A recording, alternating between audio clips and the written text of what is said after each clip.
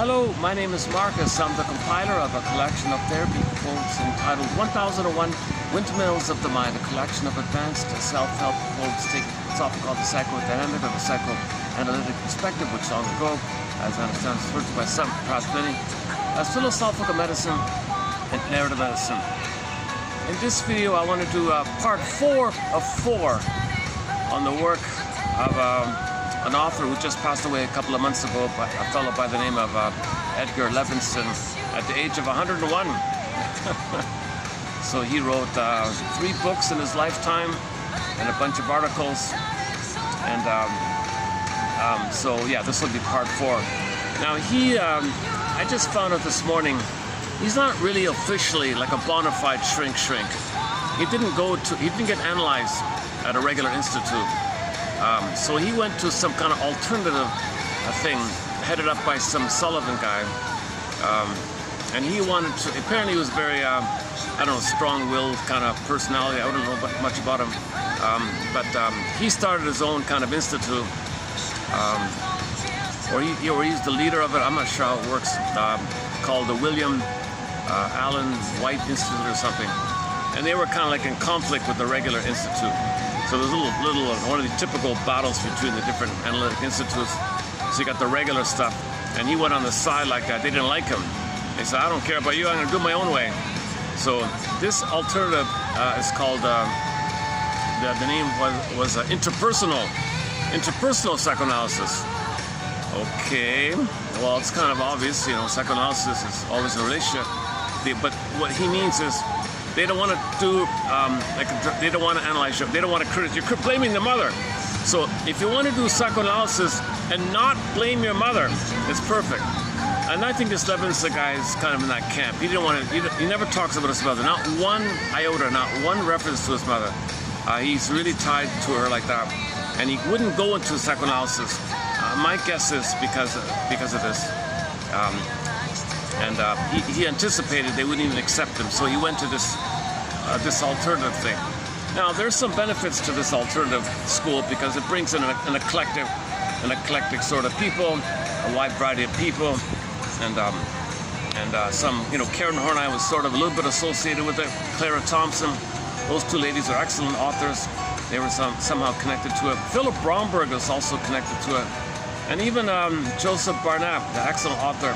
So some excellent authors who wanted to escape from the more rigid traditional one went to this sort of flakier kind of place, I guess.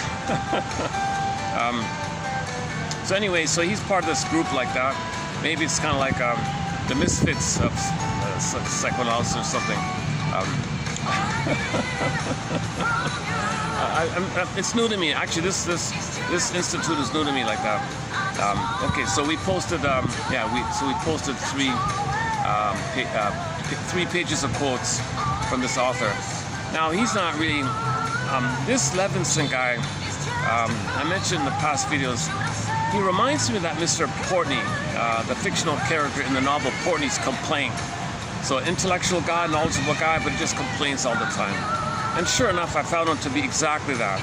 He criticizes and whines and complains and whines. This is no good, psychoanalysis is no good, interpretation is no good. Even the books written by his colleagues are no good. His boss is a bully. He just goes on and on endlessly that nothing's good. Okay, so he's, I think he's trying to covertly, sneakily have a passive-aggressive displacement on his mother, because he never talks about the mother. So the world is no good. Everything's no good, he says. You know, so he's kind of like in that camp. At the same time, you know, mama boys do have a sort of a charming kind of a thing. And my impression of him, he calls himself a fox and a wily character and a wolf sometimes. He has these kind of references. So if he were like, he's kind of like the Don Juan of the psychoanalysis or something. But he's not a bona fide shrink. He's just certified from that institute or something. So he's never been analyzed. Can you believe it? Here he is calling himself a shrink and all. He's never been analyzed. Yes, he's a medical doctor, so, he had a lot of connections, I realized. The father was an extremely wealthy guy. So he lived a life of luxury and reading books and writing. Took it easy kind of thing. So there was no challenge to him. Nobody criticized him. No one complimented him, basically, except the odd rare one, I think. But the funny thing is, I can partially, when you talk about somebody, you got to look in the mirror, look at yourself. So I can a little bit relate to that myself, because I have not been analyzed myself, and he wasn't analyzed. I have not been analyzed. The difference, of course, is I don't claim to be a shrink or a counselor. He openly says, yeah, give me money, and I want to recreate the oneness with my mother, with you, and I want to work through my symbiotic needs to get my symbiotic needs, because he didn't get the completion of his primary dependence needs. He's not like a real adult, like an emotional adult. He's still, he's clever, and he can hide it, but he's still, his whole MO for 70, he died at 100, right? 30, roughly 70 years, his whole MO, his early articles and his last articles, the early articles from when he was in his 40s to his last article, when he was like in his 90s, same kind of stuff, same message, same lament, same complaint, that he gets into the tar pit with the client. The client comes in and fusion, okay, because he's trying to suck in, and he's trying to say, well, don't let anybody know this. So let's create a rationalization. Let's create a fancy philosophy called interpersonal psychoanalysis. Yeah. And then we'll talk about what are the patterns between us? What's going on between us? How do we entangle this? How do we be aware of what's going on here? How do we find ourselves in this mess? Well, the client didn't get the primary needs met. He didn't get the primary needs met. Nobody benefits. So there's no success rate with this guy, I don't think. I haven't seen any testimonials or anybody saying anything about him, really, in that kind of area. So I think he just kind of played around with experimenting with how can he get mother's love using other people and get paid for it, and all the time uses, witty kind of, he's very slightly witty, occasionally funny. What's quote-unquote charming about him is he does find and pull in some really nifty little quotes from poetry and, famous philosophers from long ago. Recently we had that quote from, he found that quote from Marianne Moore about, called The Real Frogs at Imaginary Gardens, and then he found that old philosophy joke about Rene Descartes, that's the guy who said, I think therefore I am. So the joke about him was to show the nonsense of it. I feel therefore I am, right? It's the quality of our feelings that determines the quality of our life. Okay? I feel therefore I am. The I and the gold, the ball, and the radiance, the blue jay, the feelings from your feelings emanate from your identity. So your identity and feelings are kind of like that. The thoughts are doesn't create your identity. So the primary thing is your identity is connected to your feelings. I feel therefore I am. So long ago, this guy said, I think therefore I am. So somebody poked fun of him, made a joke. One day, Mr. Descartes, the philosopher, went to the restaurant and ordered some tea. The waitress asked him, would you like some lemon or honey with your tea? He hummed and hawed like a philosopher, and finally he said, I think not. Poof, he disappeared. No existence, right? I think therefore I am. Well, if I think not, that don't exist. Of course, he wanted neither lemon or, but the wording of it all. just a joke, right? So no, it's ridiculous. It's ridiculous. Funny about thinking. There's a thing called obsessive thinking. That's a defense against true thinking. Now, true thinking makes links which leads to the feeling. Like linking with your thoughts, getting the narrative, the story, can bring up and now feel what you couldn't have felt. If you can now know, piece together what you couldn't have known, now feel what and then you get your feeling, you get your identity back. So you need thinking to get your feelings, to get you through the mourning process. So in that sense, of course, thinking is a part of it all, but primarily, I feel therefore I am, and I can feel the wide range of feelings, neither feelings, appropriate, the aliveness of feelings, the embodiment, the soulman. So it irradiates, like the sun, warm, shining kind of thing, right? And that's a sign of health and a sign of being alive. It's called our vital self, our core self, our authentic self, our true self, our soulman, our embodiment, the feminine element, the feminine principle. It's called embodiment. Kirsten Wilson says if you're not in your body and you're not making sense, and you don't have your sense of self, you're not making sense. And it's disembodied discourse that causes all these kind of problems. And then the cure is when you get back your feelings, everything's okay. So it's all about getting back our feelings. But to get back our feelings, we gotta think, look for patterns and think and try to piece together like a detective, be a detective, piece things together.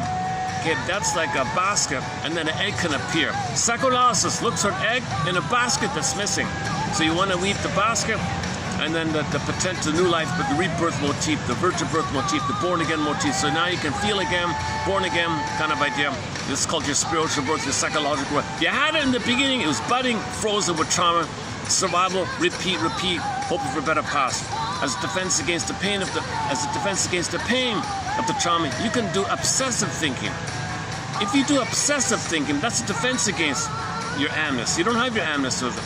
Now, if Descartes means, I think, leading to coherent thoughts, which facilitate the return of my feelings, then it's a part of. So let's update. I think, and then I feel, and therefore I am. And you can do it like that, right?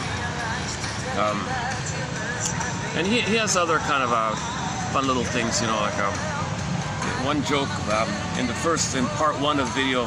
His joke was, "Gee, I wonder why all these analytic people argue with each other, squibble and squabble like one big family and all that. Meanwhile, the barbarians are at the gates, and we couldn't get along with each other." He means the pharmacology invading the therapy process. Now there's more pills than talking. So he said, why couldn't we put our differences aside? We're all trying to know ourselves and heal ourselves, and we have the same kind of project, the psychoanalytic project, psychoanalytic movement. No, you're using it as you're part of, you work for the company, don't you? I don't trust you, and you work for the company. So the drug company has people in him, scare people, have the tactics. So sure enough, third party, third insurance, and that's a part of it. So nowadays, it's harder and harder for people to even find an analytic institute if they're still around. I'm not even sure myself how well they're functioning. And if you do find one, can you find the mentor in there? Like, can you find one? It seems like it's just filled with struggling kind of people who never had mentoring, and all the greats are kind of gone, like Bergler and Masterson and all the classic analytic authors, and Grosstein and Ogden and Althea Horner, and so many authors that we discuss here like that, right?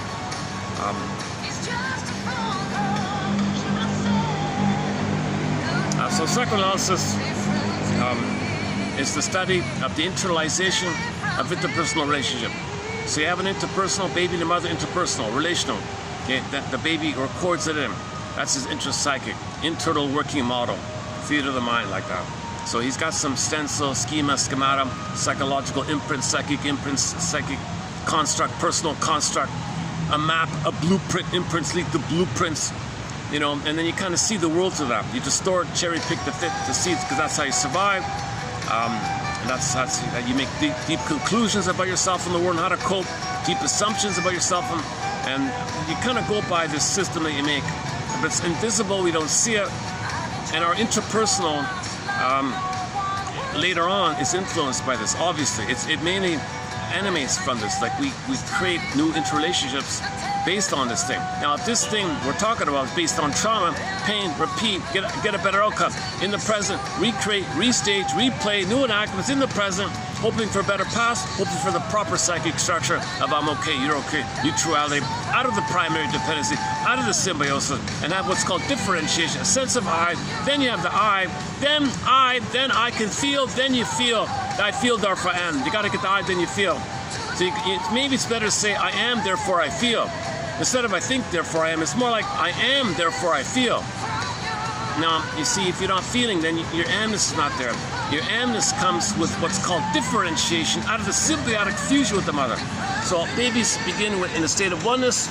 Yes, it's bliss, it's garden, he's floating around in a blissful feeling, oceanic bliss, delirious euphoria.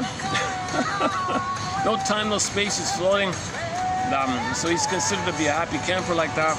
Needs automatic, unconditional, hallucinatory omnipotence, one with everything around him. He doesn't understand where he begins and ends, where the mother begins and ends. He thinks it's all him. It's pretty clear in the womb utopia. In the womb utopia, him in the womb environment, in the water world, it's just all him in there. He doesn't understand that there's a mother feeding him. He thinks he's feeding himself. He's autocratic. He's a so special, powerful king. He serves himself. He needs, poof, there it is. He wants something, poof, there it is. He needs to be taken care of, poof, it happens. He thinks he's kind of like a self-system like that. And then that continues up at, after birth and for the first 4 to 5 months in the social, interpersonal, psychological egg cocoon in like an outer version. In the land world version of the womb utopia. Now I have another utopia. The utopia continues. The Gardavida Shambhala continues, Nirvana continues. Okay, in the land version where the baby sleeps on the belly, skin to skin, natural feeding, rhythm of safety, rhythm bliss, and there's a back and forth flow, just like there was a back and forth flow between the baby core, placenta, mother, mother, placenta, cord, baby, baby, core, placenta, mother, do, re, mi, 1, 2, 3, 8. It's musical. In the beginning, it was the sound, music, musical mother. It was musical. Baby thinks first music's mother. Yeah, first mother's music. Grassi has the theory, if the baby has some, theoretically, if the baby were to sense what's not him, he thinks everything. But maybe if something's not him, maybe he hears mother's heartbeat. Okay, there's your drum, your drummer. The pulsating of the cord, the umbilical cord. There's your bass line. Now inside the umbilical cord there are 3 blood veins. There's one that goes straight down and the 2 thinner ones that spiral up. Francis Mott thinks it actually corresponds to the musical scale, do, re, mi. So the baby's got a rhythm section and a melody in there. So he hears music. In the beginning was music. Mother, mother, musical mother. The first other was mother, musical mother. The first mother was music. Now, if he's experiencing prenatal distress syndrome, mother smoking, arguing, in a bad mood, not relating to the baby, and being ignored, baby's kicking around. If he's stressed kicking around, mother says, look, little Junior inside is going to be a soccer star. Hey, everybody, touch here. You feel the kicking? Isn't it cool? He's going to be the next Pelé or whatever. No, baby's wrestling with the sea monster. Because he'll sense the cord and the 3 veins and the body, the placenta, puts it together, poof, there's a sea monster he's fighting with. So the baby thinks the first mother's a sea monster. He doesn't understand mother. He's just fighting with a sea monster. And if he's born with that prenatal trauma and with birth trauma and he misses a tumor with the mother, he thinks the world's a dangerous place. He thinks the world's threatening. He'll be a little paranoidish. He'll be obsessive. He'll think it's always a jungle. Either or, don't trust. And he's always in a struggle mode. A little bit manic like that. And there's various personality structures, extrovert or introvert, let's say, based around the jungle mentality. Like the over-bully one, or the schizoid psychopath one, or schizoid, other types of schizoids. Passive-aggressive narcissists, wave narcissists, clinging vine narcissists, and the psychopath, there's different types of psychopath. You got the schizoid psychopath. Not all psychopaths are the violent. You can have the LGB. There's a subgrouping of the psychopath broad umbrella. Under the umbrella, you got several subtypes. What are the subtypes? So what are the branches? Is the LGB. You got the alcoholic one, the extreme alcoholic could be in there, and of course the antisocial bully one, the criminal, and you got of course, not all of them are violent. Some of them are kind of covert violent. The schizoid psychopath is cold and calculating and filled with envy to see something good. So they're the most motivated to see goodness destroyed. So they plot and plan, use proxies and calculate to see goodness wrecked. So greed searches and put record, destroy it. So that's one of the reasons we're destroying the planet. And the schizoid psychopaths climb the ladder, and that's why they say co-operative psychopath. So okay, let's not go to that topic. It's a 50-hour discussion. If I open the door on the plunger system, we have a chapter called The 55 Symptoms of Homo Traumicus, mainly based on as above, so below. Okay, so if the memory of his mother the baby was nursed, he remembers it, you keep trying. Well, symbolic. Well, greed is symbolic. Mother doesn't work, so try again, doesn't work. Can't accept it, wreck it. Got to search, wreck. So greed, devouring, but you can't accept to see it damaged. That's one idea. So you Italianic, you think you want to master, so Italianic, you make the Faustian deal. So you become the mother, treat others the way you were treated. Mother gave you poverty and guilt, you give others that, thinking it'll undo that it happened to you. Nonsense. Treating others badly the way your mother treated you badly doesn't undo how you were treated badly by your mother. Nonsense. But that's the sort of the confusing attempt to get out of the pain, to master pain, called the Faustian deal, and identification of the aggressor, making a magic gesture, and so on. And the humor is dark, and either or thinking is there, all or nothing. All this jungle mentality of the survival systems.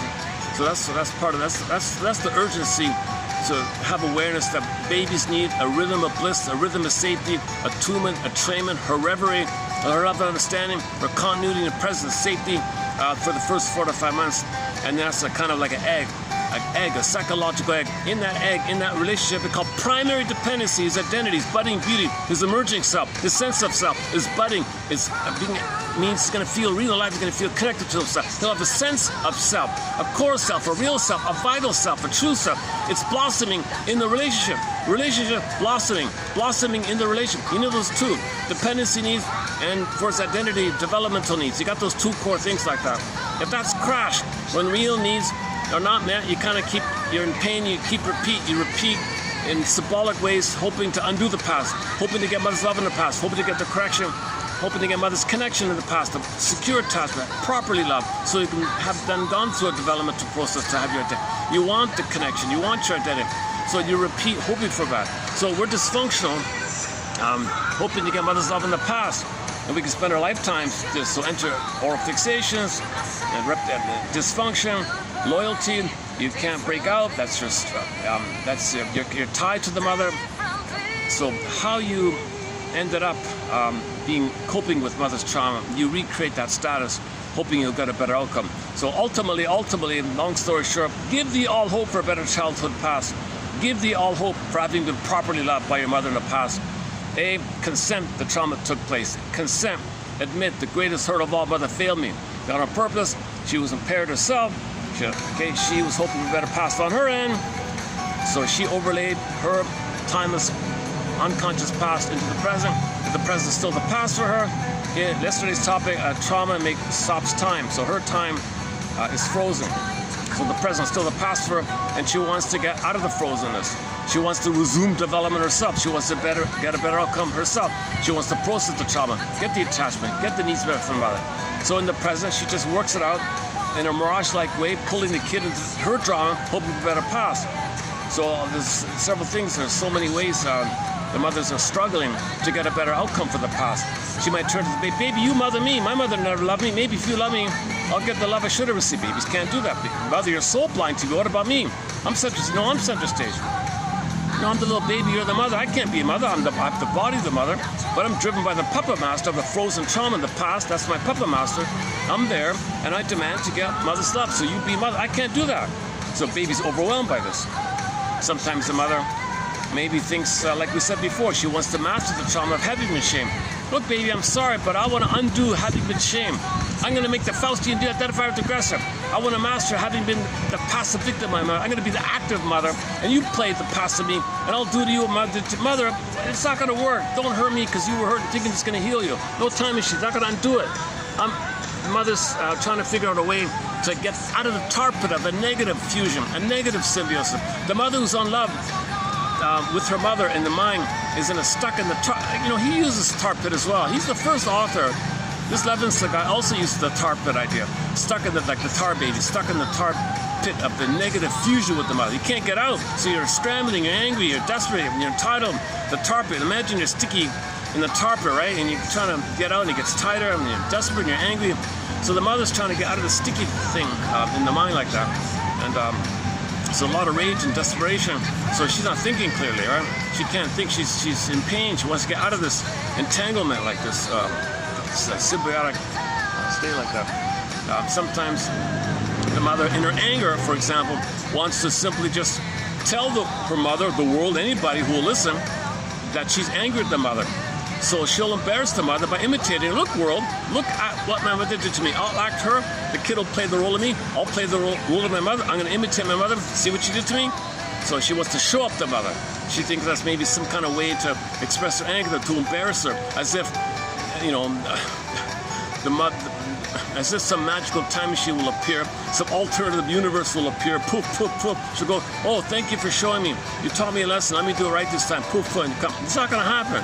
She's trying to scramble, she's scrambling now to express her anger, entitled to get, maybe she imitates, got an identity, it's dysfunctional. So, man, oh man, and there's a whole long list of old cunning tales on this way. So that's another door. If we open that door, it's another 20-hour path called the Old Cunning Tales on how it is the mother's trying to get a better outcome for the past. You know, sometimes the mother's a daughter. Lucy Holmes' theory, sometimes the mother's a daughter. All right, daughter, you played the role of me in the theater of my mind. I didn't get oneness, I'll control you. That's me giving myself oneness. Mother, I'm not you. I need to be seen by you. I can't play the role of you, and you control me thinking I'm you. What the hell? So of course the daughter will be enraged by such a thing, right? Sometimes now as a boy, oh good, it's a boy. I'm angry at my mother. So boy, you be a proxy me. I'm gonna make you be Lou Ferrigno. You go out there and battle and be a rebel with my cause.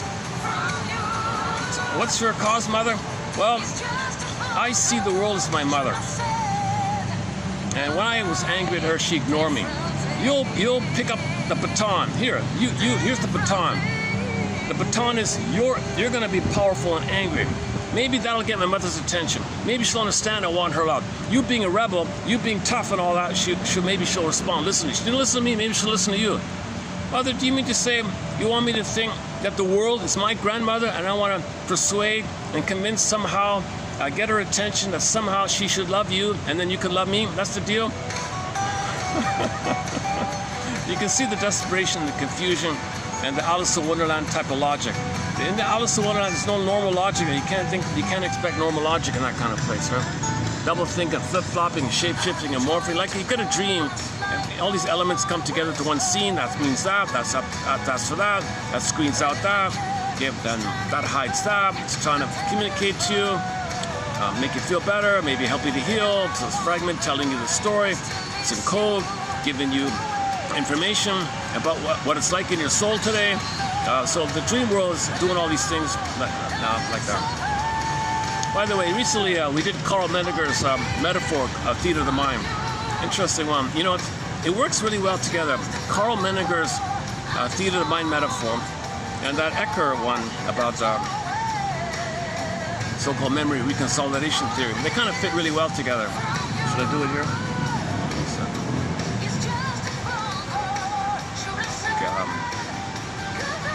Okay, I think from now on it's going to start to get busy. It's Sunday here, and I think, let me check the time. I'm outdoors. Let's see, what time is it? Okay, 3:15.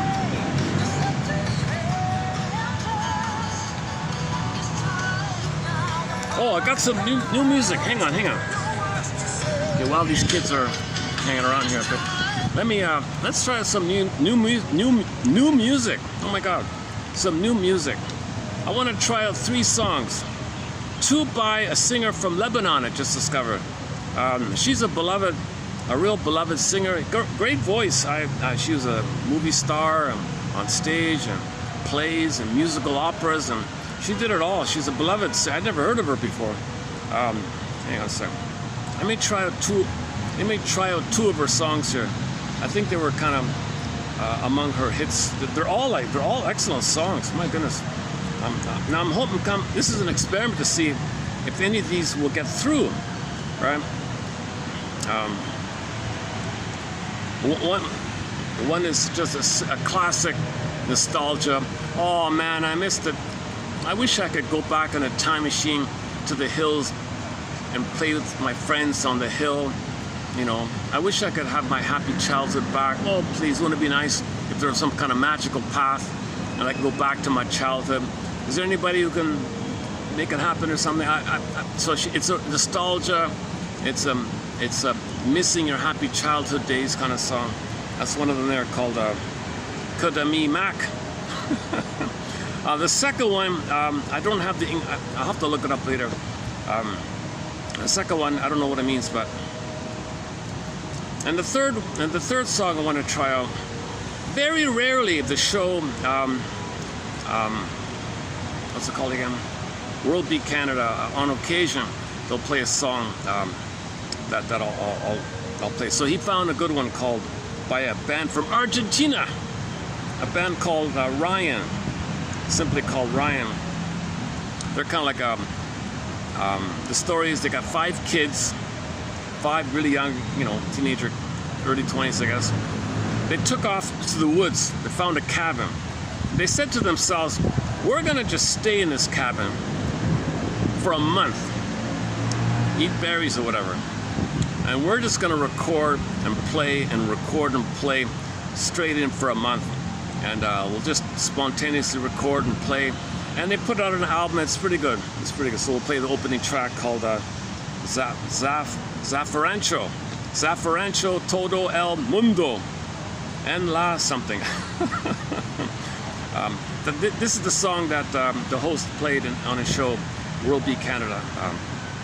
So I think this will be our second song from that show. That show, World Beat Canada, played a very good song called Rakia Su Karaman out of Turkey, which covered by a band. Rakia Su Karaman is the old folk song from Turkey in the 80s, and this band, Altan Gun, covered it. It's an excellent cover. I played that a little while ago. So here's another song discovered by that same show. So we'll play that as well, called Zafarancho.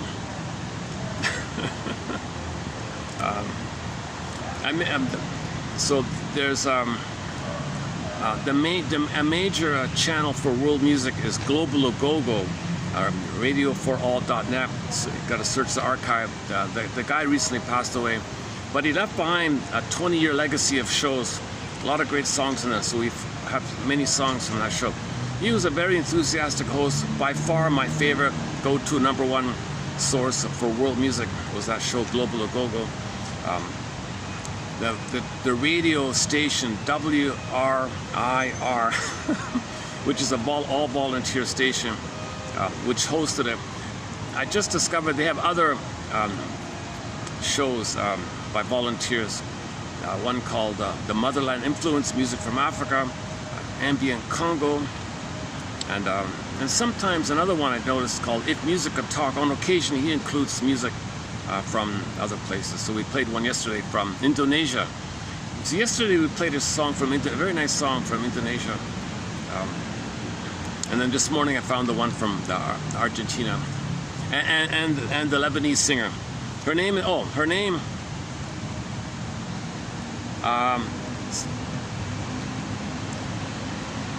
cat. Think about a cat, and cats have ribs, right? Cat rib. Her last name sounds like, it sounds very similar to cat rib. That's how I'm remembering her name. The first name is Sala. Sala. I don't have it here. It's either Wow, Salao. Oh boy. S-A, and then 3 letters afterwards. Sawal, I think. And the Al, A-L, and the last name is Catrib. Just look up Catrib, C-A-T-R-I-B, Lebanese singer, and you'll find it easily. So let's play one here while these kids are still here. Hang on a sec. They're both. This is a slower song. Yeah, be patient. Stay with it. It's a really great song. She's an incredible singer. I'm surprised she isn't like an international superstar. She's like a household name over there, and won all sorts of awards. And so I look forward to going through her music catalog. So here's one here. I don't even know what it means. Let's give it a try here.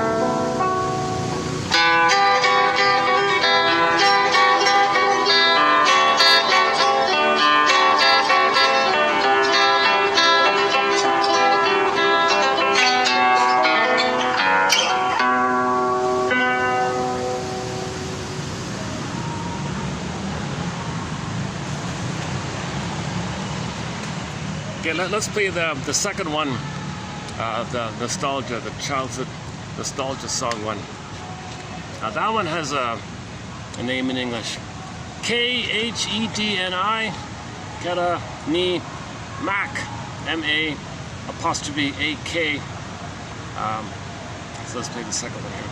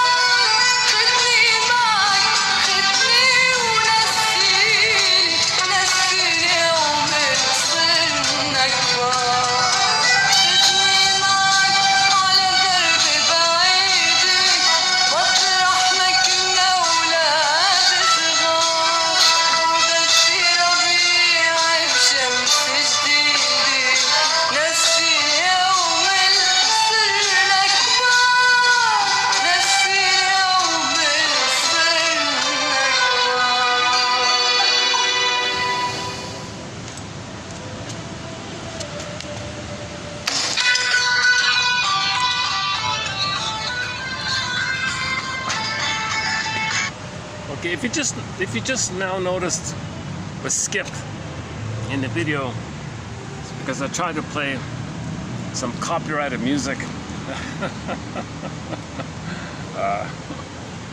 Okay, I'll play the Argentinian pop band or rock band or punk. They call themselves a pop punk rock band, all modern, whatever. I'll play it later. Okay, maybe at the end of this video, let's see how it goes. I'll do the combination of Bruce Ecker's memory reconsolidation theory. Consciously, you don't want the symptom. Unconsciously, you want the symptom. Okay, that the two sides like that. And then superimpose it with Menninger's metaphor of the theater of the mind. Okay, audience, stage director, script, actors, popping, this whole thing. You can put it all together. So let's do that later. Let's do part 4 now. Okay, let's run through some of these. So this guy, there's no.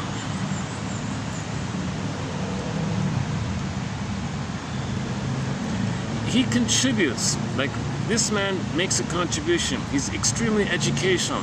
He can write an encyclopedia on things, right?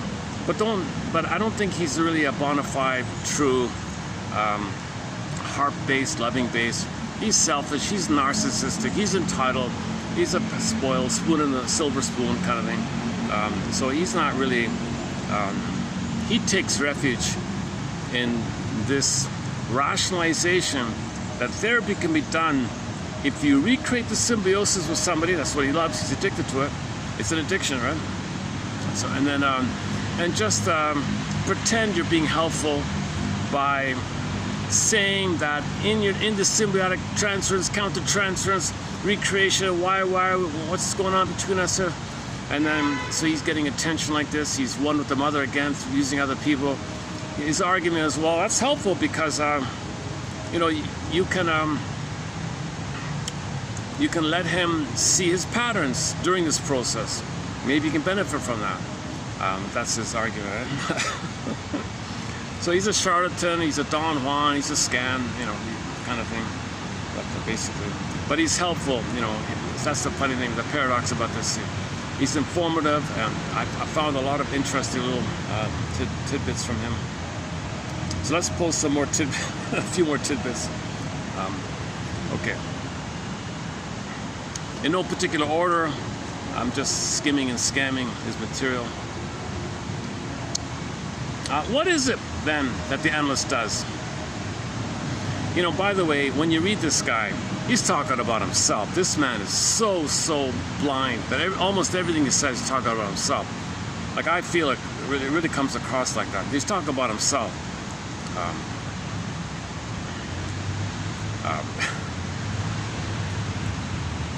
And when he quotes another author's interpretation of some client's dream, he twists it to talk about himself this kind of coded way. Everything's so veiled with him. Like, he said, I don't want to do analysis. No, I'll just study at this institute, and sometimes when I have difficult cases, I'll get coaching from my supervisor, and I'll kind of covertly do it for myself that way. So I never have to say I'm a client. I'm always the doctor. I'm always the superior one.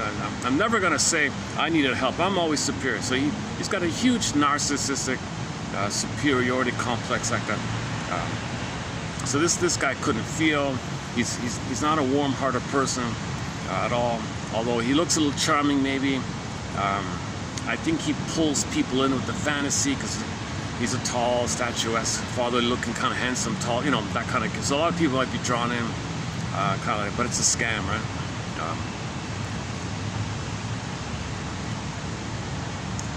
And it seems that the father controlled the institute or something, so he could do whatever he wanted. He could say what he wants, do what he wants, kind of. So in his freedom, a few little things came out like that. All right. Sorry. Every time I talk about this guy, I go on a bit of a mini rant. I'm trying to look in the mirror myself. So sure, he's afraid of true healing. He's afraid to separate from the mother. He's afraid to be an adult. He's afraid to grow up. He's afraid to leave his mother. He said, well, that's who I am. That's who I am. No, don't leave me alone. Denial. He can't face it. He doesn't want to enter therapy, which would help him to separate the mother because he's too loyal there. I think he's the tar pit with the mother's too strong. He doesn't know how to get out of it. And he can't help others get out of it. He doesn't do it. Yeah, I don't do interpretation. Interpretations, no. Interpretations, forget it. The past, forget it. All you got to do is in the interaction, in the here and now, just, you know, pause a little bit and ask questions, inquiry on, oh, you said that, oh, you said that. And maybe he'll figure things out for himself and maybe do it that way.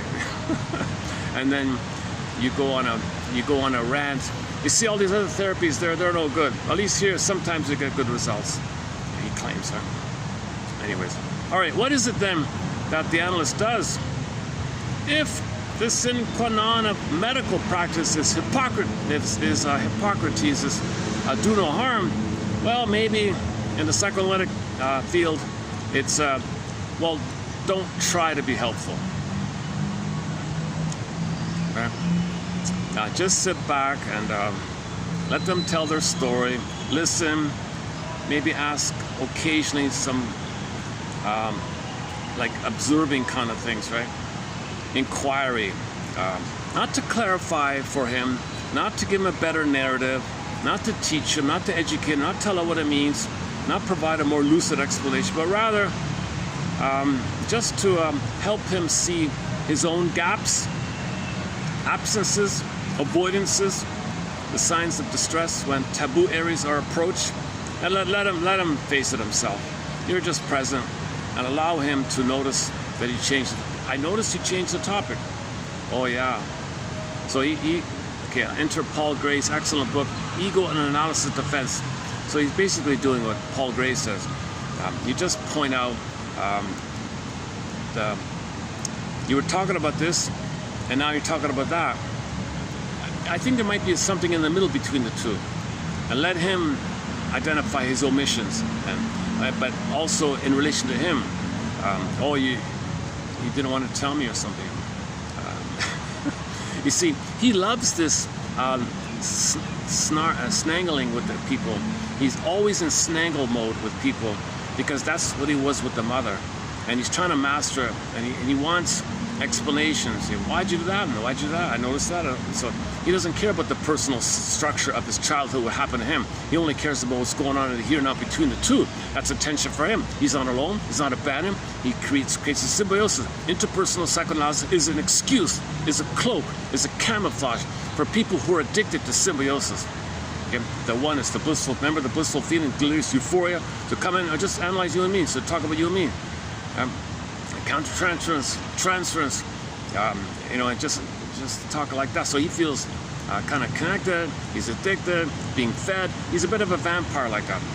People pay him. He gets attention, and then he gets data. Oh, mother didn't tell me. You tell me. Why'd you say that? Tell it to me because it's me here. So he doesn't want to look at the person's intrapsychic too much. Although he does it, although to cover himself, he does say, oh yeah, the interpersonal comes from the intrapsychic. The interpersonal is a subset of the intrapsychic. That's what he said at the end of life. But in his earlier writing, he said, I can't tell the difference, chicken or egg. I was saying, you gotta be kidding me. The mother is intrapsychic. Okay? The mother's gonna relate to the baby. The relationship between the baby and the mother becomes the baby's intrapsychic. Now, of course, the mother has an intrapsychic based on the interpersonal with her mother. So it just passes down like that. But if you start somewhere, you start with the mother having an intrapsychic. Her intrapsychic makes her relate to the baby in a certain way, and the baby records him in a relationship that he becomes intrapsychic. And from his intrapsychic, he's going to relate to people like that. So chicken or egg, well, is that the right question even now? So luckily at the end of life, he clarifies, yes, okay, I admit, you're right. Interpersonal is a reflection of the inner state. As above, so below. So finally, at the end, in his 90s, he said, all right, I give up, you're right. Interpersonal is a reflection, a manifestation, he called it a subset, sub something from the inner world. Oh, my fan died on me already. Oh, for Pete's sakes. I only got 1 hour today. It's really a mystery why the fan gives me somewhere between 1 and 2.5 hours. They're gonna see me sweating here.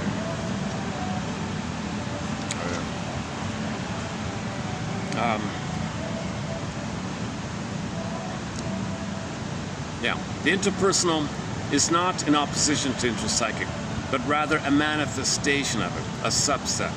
So finally, at the end of his life, he agrees.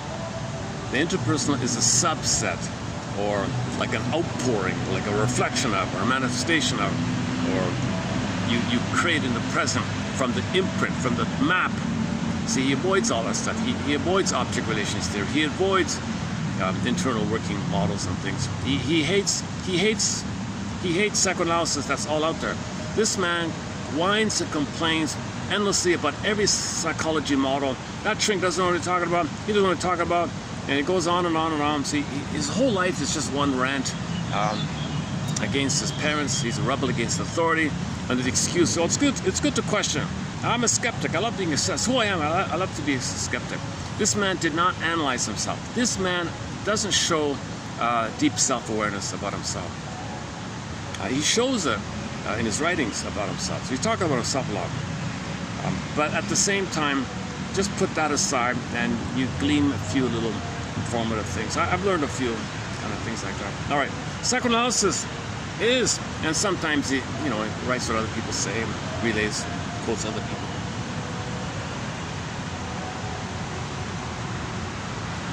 If I sweat too much, I might get a flyer or something. All right. Oh, my fan. Oh, what a pity. All right. Is it really gone? 1, 2, 3. Only got like 5 seconds. Psychoanalysis is the search for the unique patternings of experience that characterize each person as unequivocally as fingerprints. The examination of unique life in its social natures.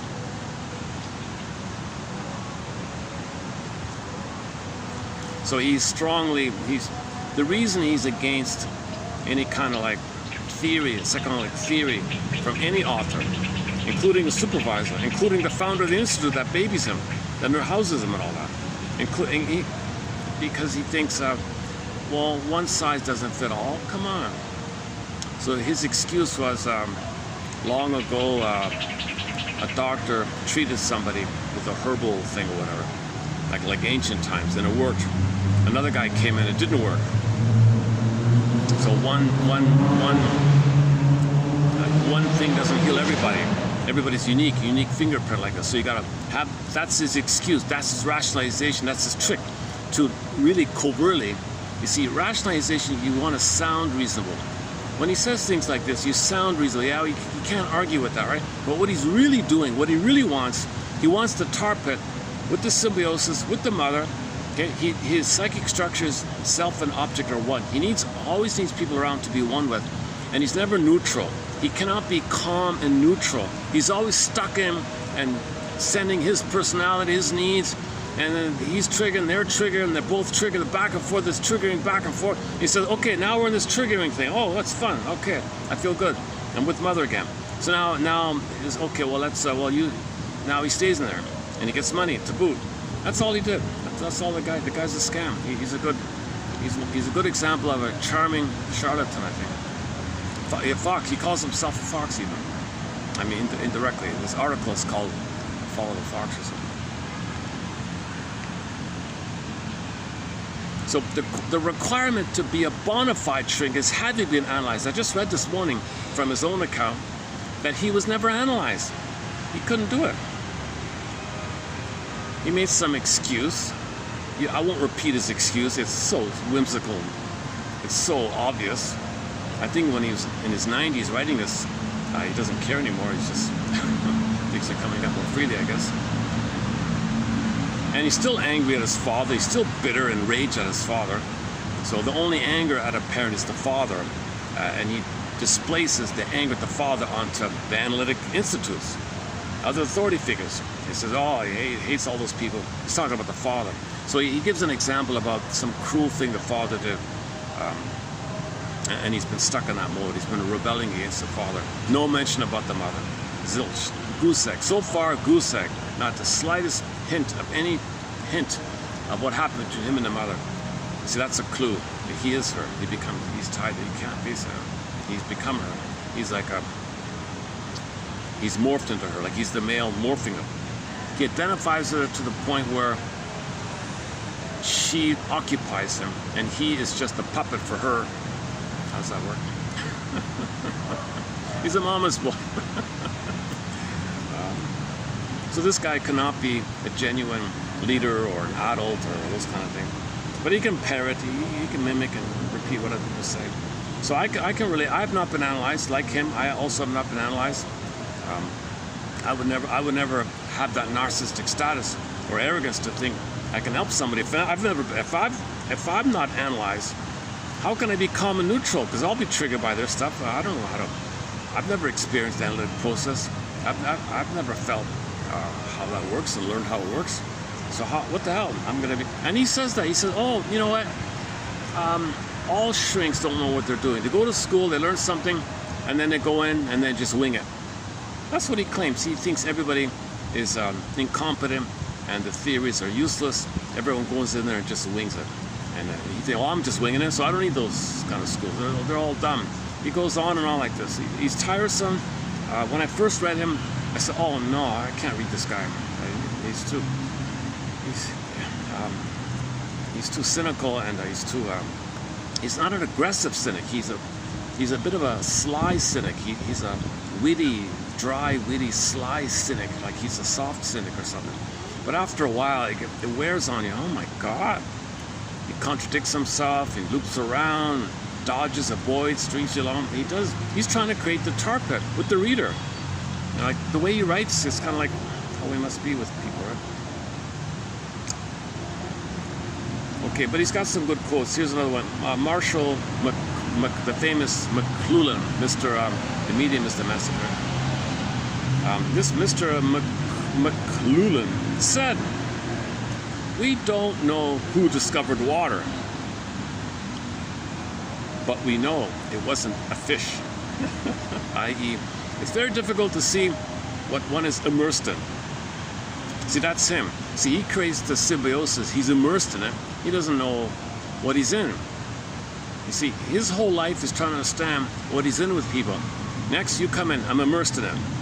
And nothing's happening, there are impasses, and you tell me, you get out of the impasse. You process my pain. You process why I'm blocked here. You articulate for me. You heal me. See, and he gets bit by bit. He gets all this attention and focus on others. It's kind of like constantly trying to get mother's reverie and consideration and thoughtfulness. He's trying to get it from others. So that's the trick. He's getting mothered by all these clients like that. So he recreates the entanglement. Mother ignored him. Oh, we're stuck here. Well, you talk about it. And the other people talking about it is kind of being fed and seen and understood because he's entangled him. The other person's response makes him feel seen. Aha, things move along. So you're learning, right? You pay me the money. The guy goes away. Nothing happened to him. He doesn't help anybody. He's not a proper.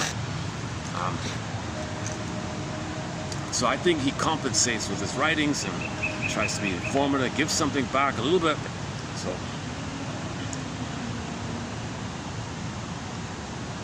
No one criticized. I know he must be high up on the thing because I think no analytic institute would take him. I think he's right. I don't think he would resist a proper analysis, and then he couldn't be a shrink because you have to be analyzed, then you could be a shrink. So he's afraid of that. So he couldn't be a proper shrink. So he went to this alternative thing by Mr. White, and Mr. Sullivan. Okay, next one here. Yeah, see, here's another. Okay, here's a question mark. This is the closest thing. This next one here is the closest thing he said about women. Will there be renewed pressure for a return to pinioned womanhood? Why did I got to look that up? Well, I'm not online here. Opinion, something like traditional woman, or maybe. It says, well, think about the movie Pretty Woman. Consider the popularity, he says, of movies like Pretty Women, which are gussied up versions of the Cinderella story. So, if this is one of his typical veiled things, he's angry that his mother wasn't more traditional or more regular or something, that the mother was more bombastic. Because before this quote, he listed other films of all these femme fatales and dangerous women, and all these women that steal, the Heartbreaker film, right? All these women that plot and plan and scam men and hurt men, and all these vicious, aggressive women like that. And he says, there's too much of this. Maybe it'll go back. Well, what about pretty women? Does that mean the pendulum will level out or whatever?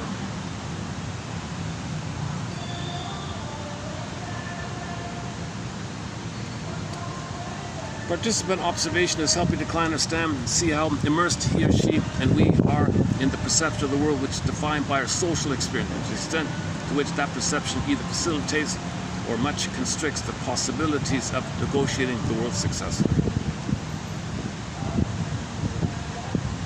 Again, a similar idea. Observe yourself, observe the interaction, observe how you are relating,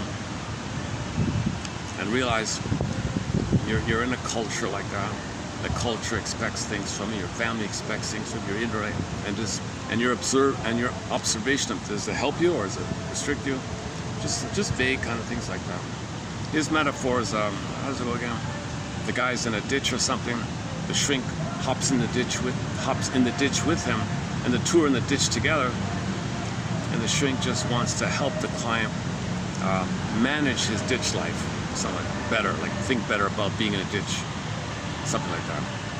So he's saying, in other words, I don't know how to help you. I'm in a ditch with you. Maybe I can help you be more comfortable in the ditch, something like that. That's the sort of attitude. That the parents are victim. Oh, okay. So one empathy comment here. This is his more recent writing. Okay, that the parents are victims of their parents is not particularly attended to by psychoanalysis, although it is an article of faith that for every family therapist. So here's another slight confession, right? That the parents are the victims of their parents is not particularly attended to by psychoanalysts, although it is an article of faith for every family therapist, family systems theory. That's what he should have done. He should have studied family systems. He should have studied with Murray Bowen and all that. Virginia Satir and these kind of people. He should have gone there. He should have gone to Virginia Satir. Something like that. She would be more confront this slippery character, this charming, foxy character, a silver fox or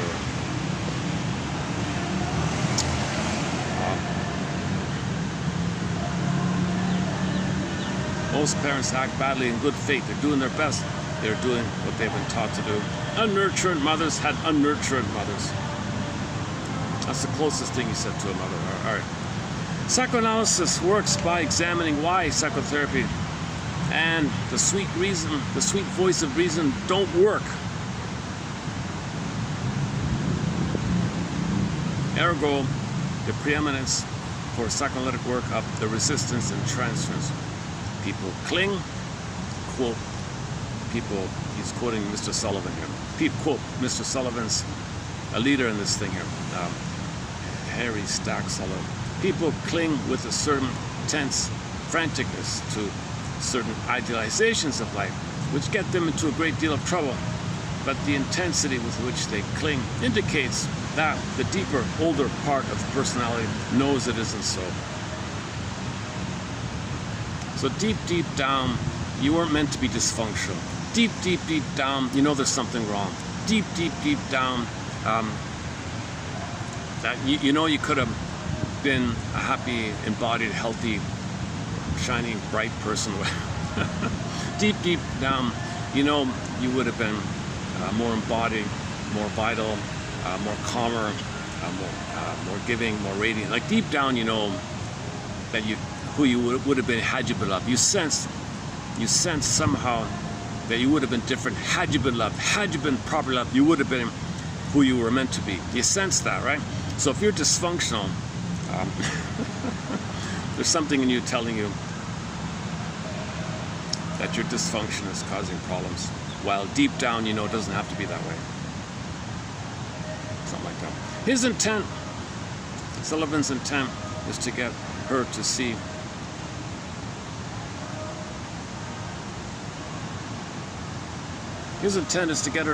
what she's been avoiding seeing because of the disruptive anxiety inherent in seeing.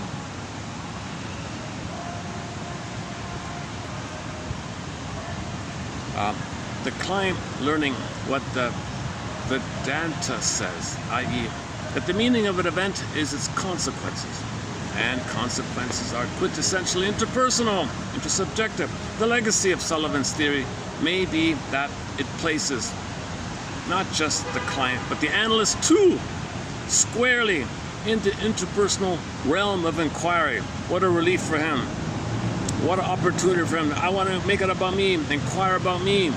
So let's create a theory called interpersonal psychoanalysis, and the two have to analyze themselves and know themselves via the relationship. So it's not about the client. It's about the relationship and everybody's contribution to it.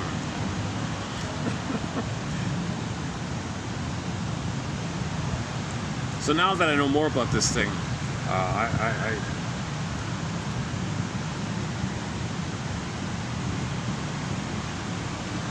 I don't see how anyone really benefits from this. The only thing it does promote is a certain sense of mindfulness of the here and now interaction. If you don't look for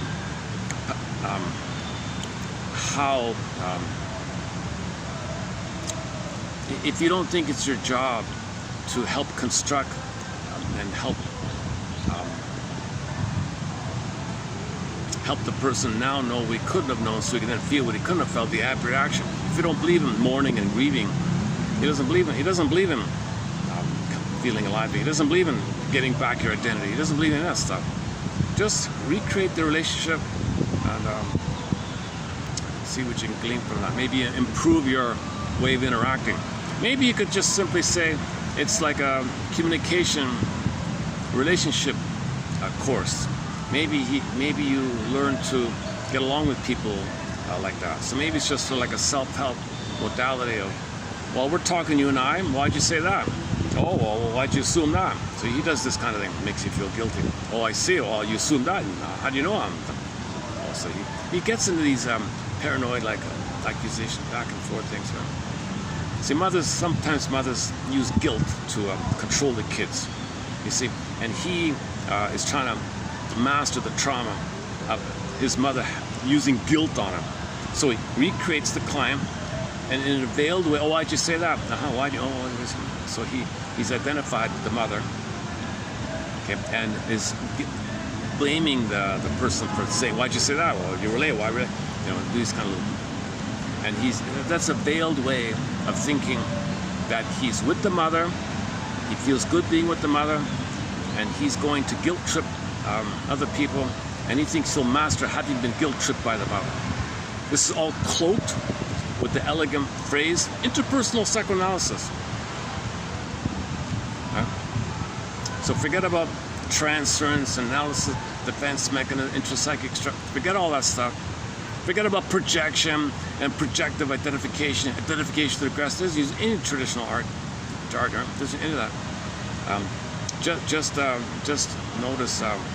Just have this cloak, but underneath the client, this guy, I think, now that I'm thinking about it, I think what he's trying to do is stay tied to his mother by making other people explain themselves. Because when the mother was paranoid, let's say, explain yourself, why'd you say that to me? Oh, you didn't respond to me. Because the mother wanted symbiotic oneness. The mother wanted to control the kid and get symbiotic oneness, her primary needs met. So guilt is a way to manipulate and threaten. You don't do what I say, I abandon you. No, mother, okay. So mothers use guilt as a way to control the kids, because the mother wants to control the kid, because the kid is a symbolic mother for her that she wants to receive from the theater of the mind, where she didn't get oneness with her mother. Turns to the kid, I'm going to demand, I'm going to manipulate, I'm going to coerce you to mother me. And guilt trip tactics and gaslighting tactic, manipulative tactic, exploiting, that's a way that the mother is trying to get the oneness, using the kid as a stand-in for it. Now the kid on the receiving end, whoa, identify with the aggressor, intergenerational trauma. he feels entitled. So he didn't get mother. So the money from the clients will be the material, the mother, material, the money. Okay. Now the psychology part is, okay, he's tied to the mother, so he'll do to them what the mother did to him, with the magical fantasy that by being active, he'll master the trauma of being passive with her. He'll be active and use others as him. So clients come in, all right, you play me. I'm gonna make you explain yourself all the time. Why'd you say this? Why is it? Okay, my mother did that to me. He thinks, so when you make the Faustian deal and treat others the way your mother treated you, it doesn't work. You can't master or undo the trauma of treating others the way you were treated. Guilt-tripping others and all these things, it's not gonna undo it. So he spent his whole life doing this, I think, with the cloak that, well, this is a nice office here, right? And we got books and we have a fancy name, interpersonal psychoanalysis. Aren't you impressed with that name? Isn't that a very impressive name? Interpersonal psychoanalysis. Wow, like it makes you imagine that you're an advanced, you're authority. Wow, you're really above all the other institutes. Yeah, we're way above them. They don't know what they're doing. We're leagues above them. So you create a fancy title that draws people in. People fantasize. People need some authority idea, some fantasy of hope. They're going to project their need for a good institute to help them. Yeah, see, come to Analytic Institute. I'm a doctor, I'm a medical doctor like that. He doesn't say I've never been analyzed, right? See, if he were analyzed, he couldn't be an official shrink.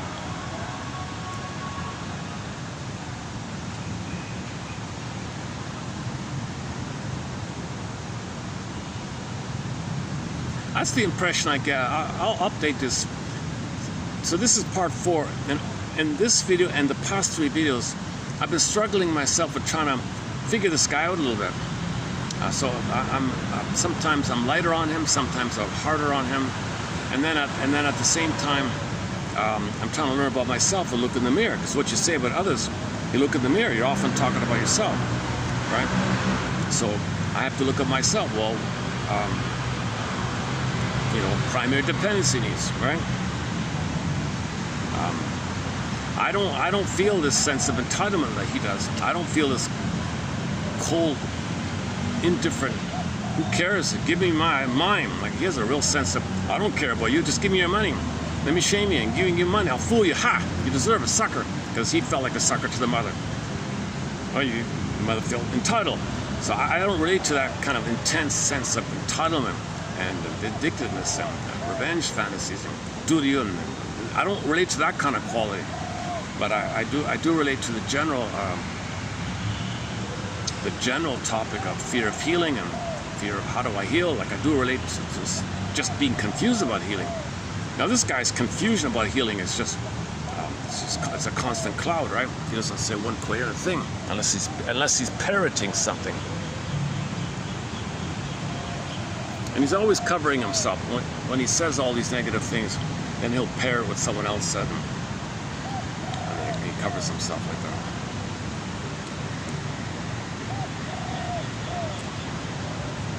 Okay, this is the hardest rant I went on. So this is of the 4 rants I went on about this guy. This is the toughest one. Okay, yeah.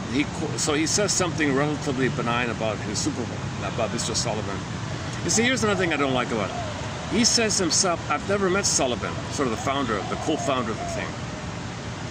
He said he joined just after he passed away or something, in the 40s or 50s or something like that. So he never met him. He says he never met him. I heard about him and all that. And in the writing, he referred to Sullivan as an arrogant, bombastic, aggressive, verbally abusive bully or something like that. How do you just said earlier in the article you never met him, and you're describing him like that, and you're not saying you got that impression of him from what you heard, like a rumor kind. You're just saying directly he is like that. Like I think he lost his mind. He's talking about the father, because if he was the co-founder of the institute, right? He's still talking about the father, and he gave the anecdote that the father was kind of cruel towards him, and he's still trying to process it. Even in his 90s, he was still trying to process the cruel comments. Yeah, if I did go to a traditional Analytic Institute, I bet they'd treat me the way my father treated me. He said something in a way like that. That's what he meant, I think. That's the impression I got. Okay. So in a way, if I'm struggling like this, it's a revelation for me to learn more about myself. It's an opportunity, right? Like if I feel a little triggered by this guy, and that's an opportunity to own something about myself, right?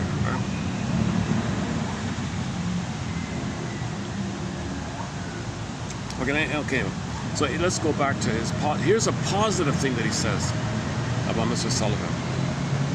To a woman client who expressed a love interest to Mr. Sullivan, he informed her that he only develops a love interest with somebody like in the regular world like that. For example, what he means is, quote, he said to her, quote, look, young lady,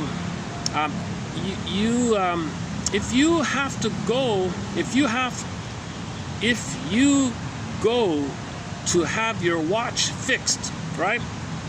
You don't have to fall in love with the watchmaker, right?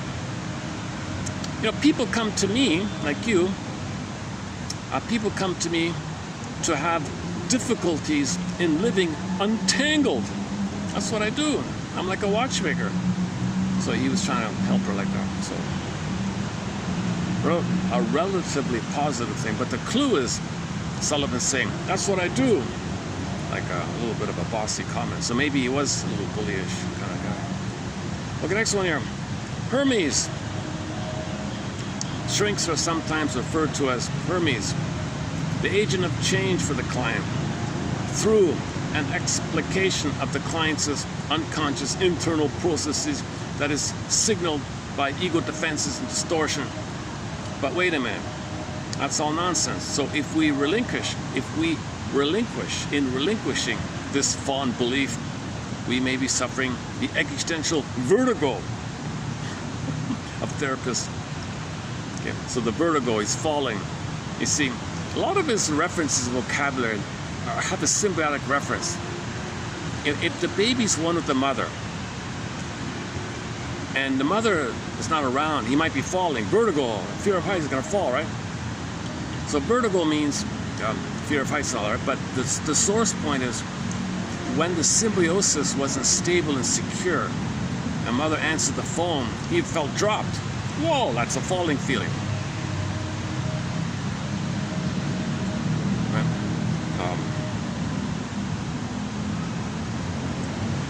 So he says here, since if psychoanalysis is useless, that means we're falling here. We have vertigo. So who are we here? In relinquishing this belief, we may be suffering the existential vertigo of therapists who are now asking, if I'm not the arbiter of the client's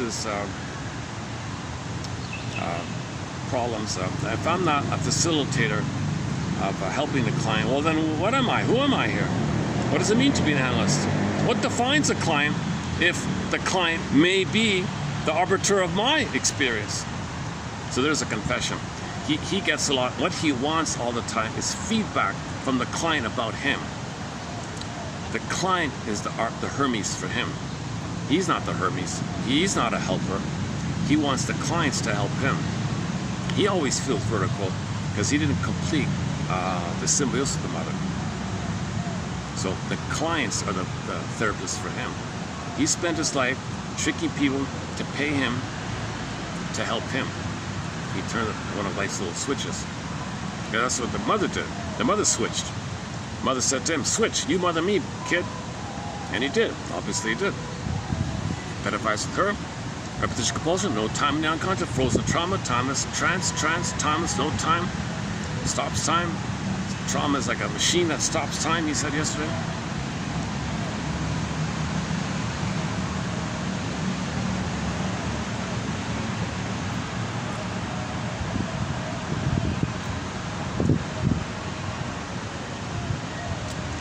Luckily there's a breeze here, all right.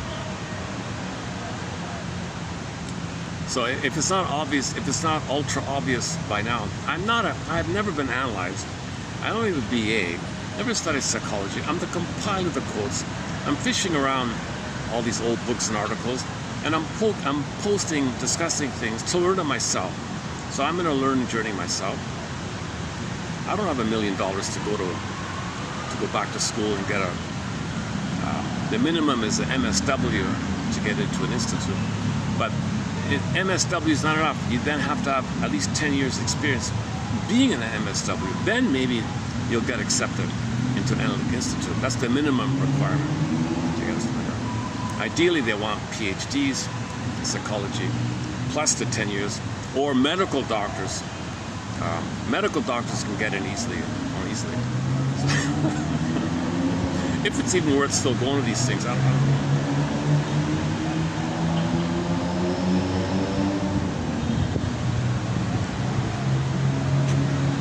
The barbarians got through it, the drug companies got through it.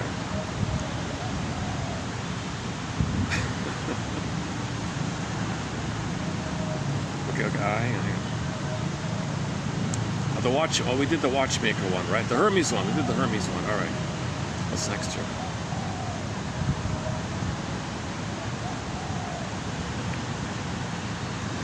Yeah. Okay. See, here's the same idea here. He says,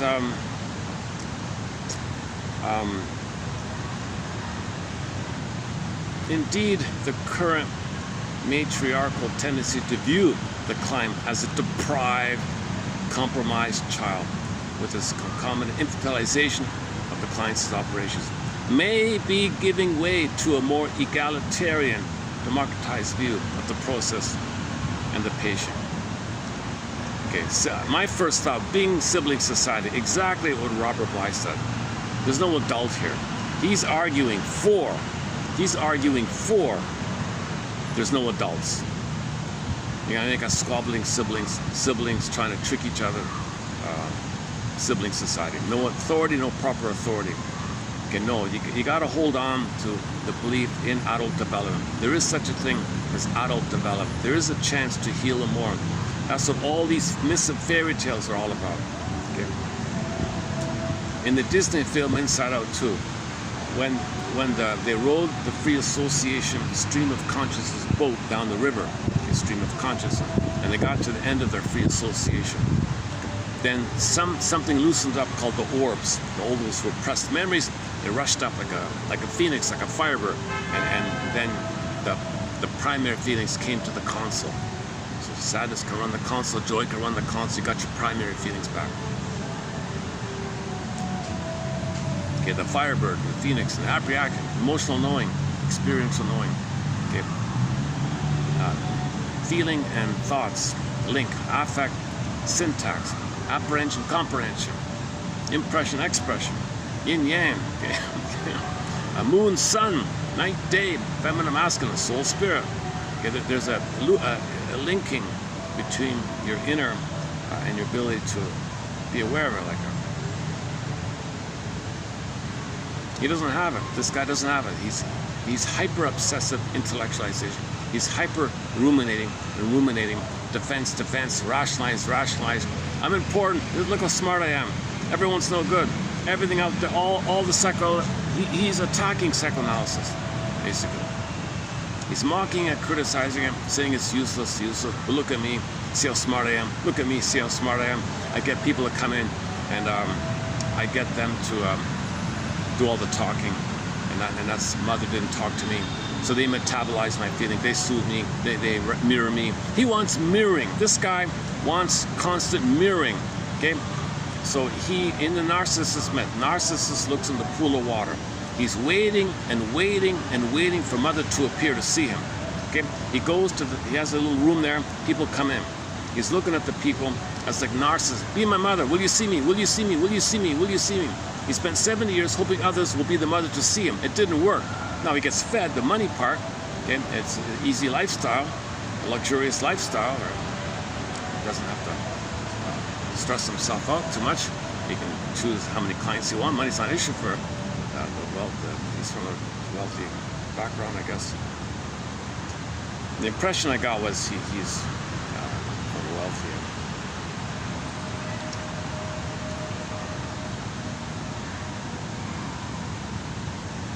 There's only a tiny like one sentence clip of him on YouTube.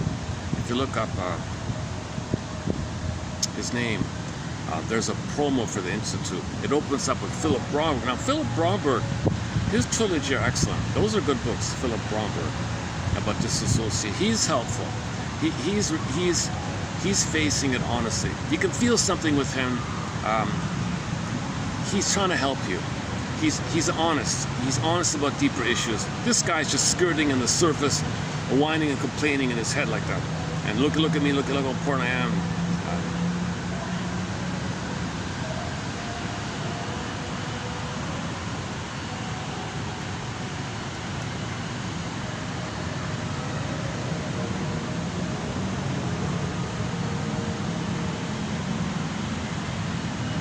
I'm sure there's no tape script of his sessions. There's no transcript. There's no video of him doing the work, or there's something like that.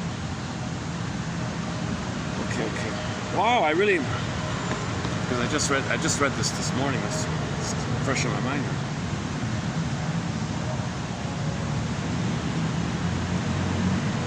Hermes. What's the next one?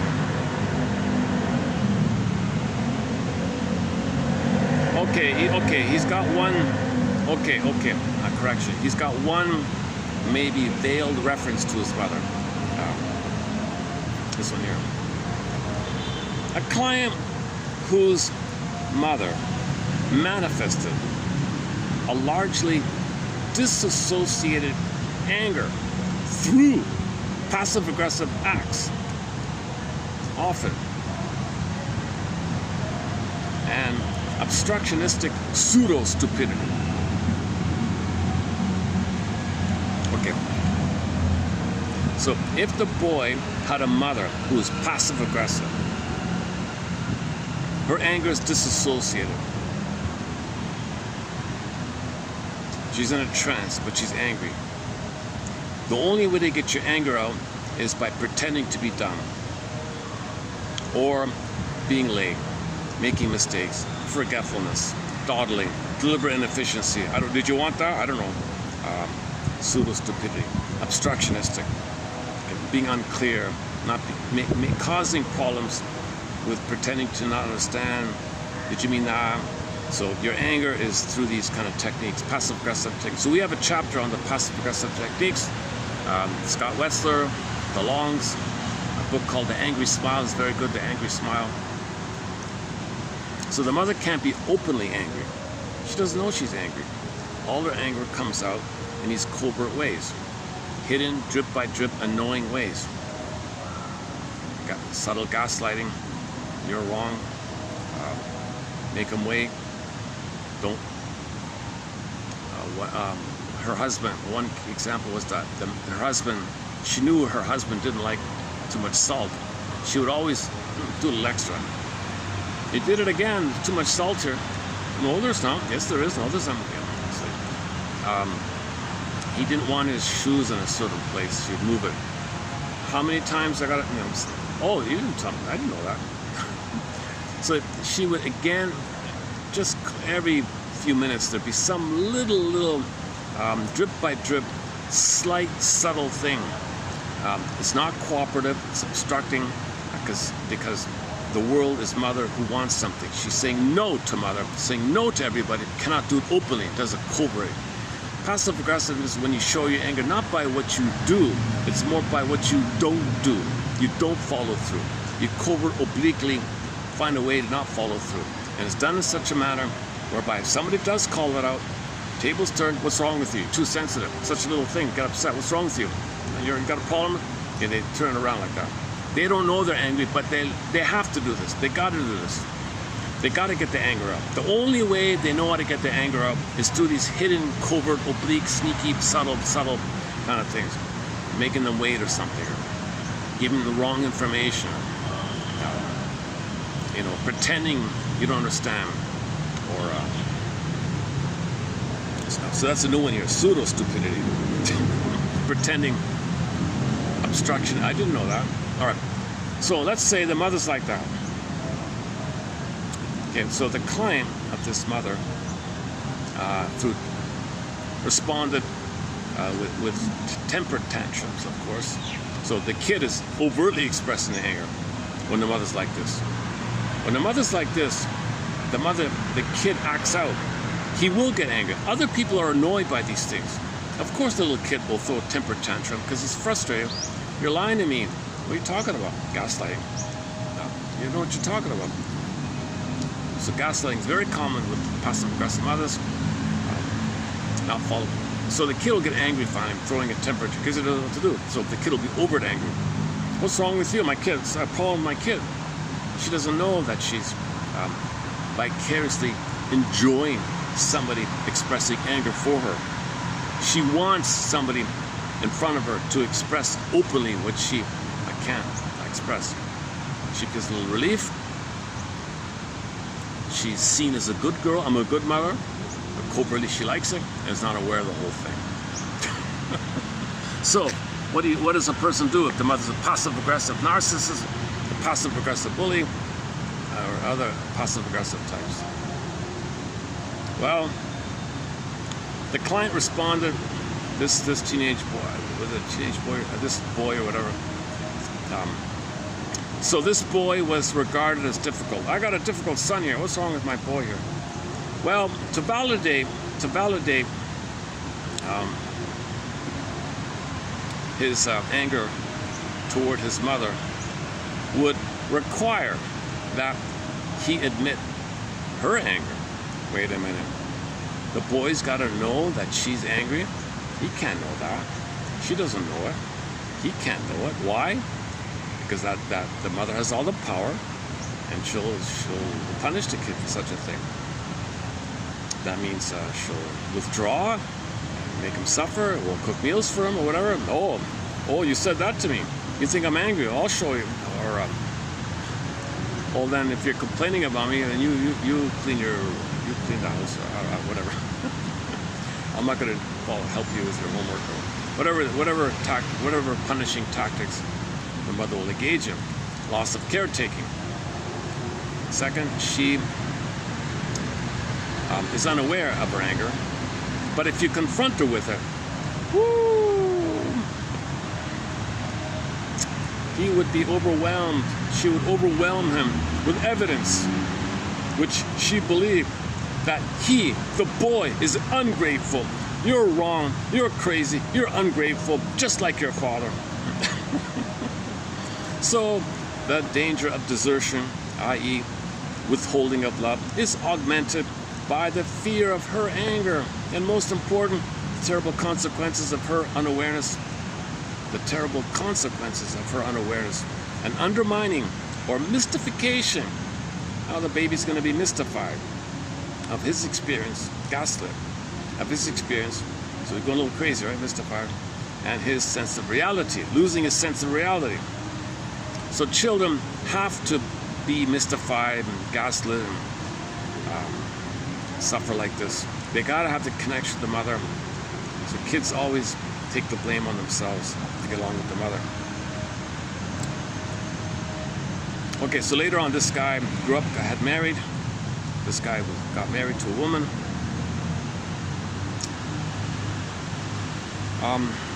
If the client were to leave therapy with the traditional insight that he is distorting, carrying over a childhood experience into the present, he may reform, i.e. learn to be nice to his presumably deserving wife, and intend his anger. Not necessarily a great psychological resolution, even if she rewards his acquiescence.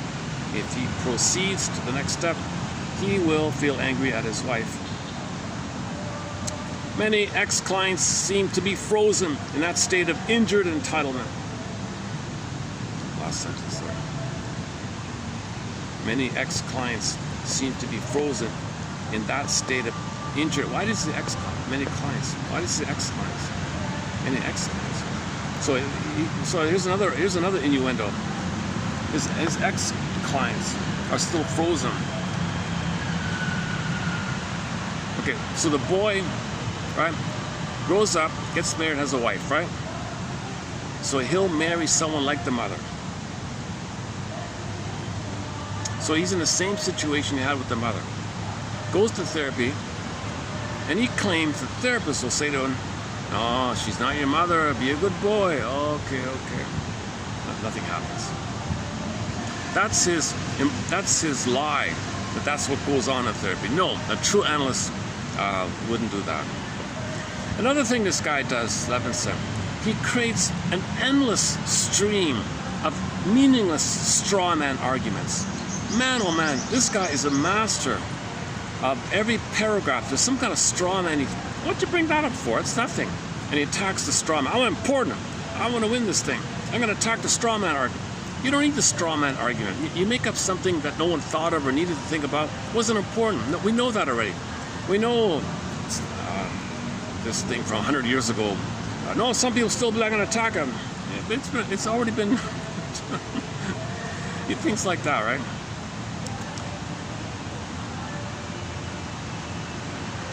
He's got editors to soften his writings. I don't know what he originally wrote, but there's editors to clean up his... The first book is called The Fallacy of Understanding. He doesn't understand, right? Ambiguity of change. I don't want to change. Third book is called The Purloined Letter, which is just a bunch of articles. And actually, I just noticed, this is another article collection. It's got 2 article collections. Yeah, okay. I think the best batch was 05, right? 33. Yesterday was the best batch.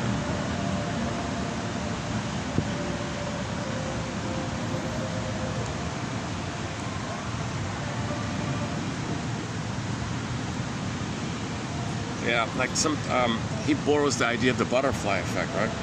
So if you're aware of something about yourself, you might make a little change in yourself. Whoa, big changes. Like the butterfly metaphor, a little butterfly flaps his wings, there might be some major change. Well, inwardly, if you make incremental little changes in life, self-activation, do something healthy for yourself, you might have a whole new sense of self-reference, right? That's a major change from your old dysfunction, repeating the past, recreating the past. If you're aware of something and I don't need to do this anymore, there might be, now you come from your feeling self. So the transition from your survival brain self to your feeling, loving self, that's a major shift, right? And a little thing can lead you to that, right? At least for the Descartes joke. The waitress says, "Mr. Descartes, would you like lemon or milk with your tea?" I think not. Poof, disappear.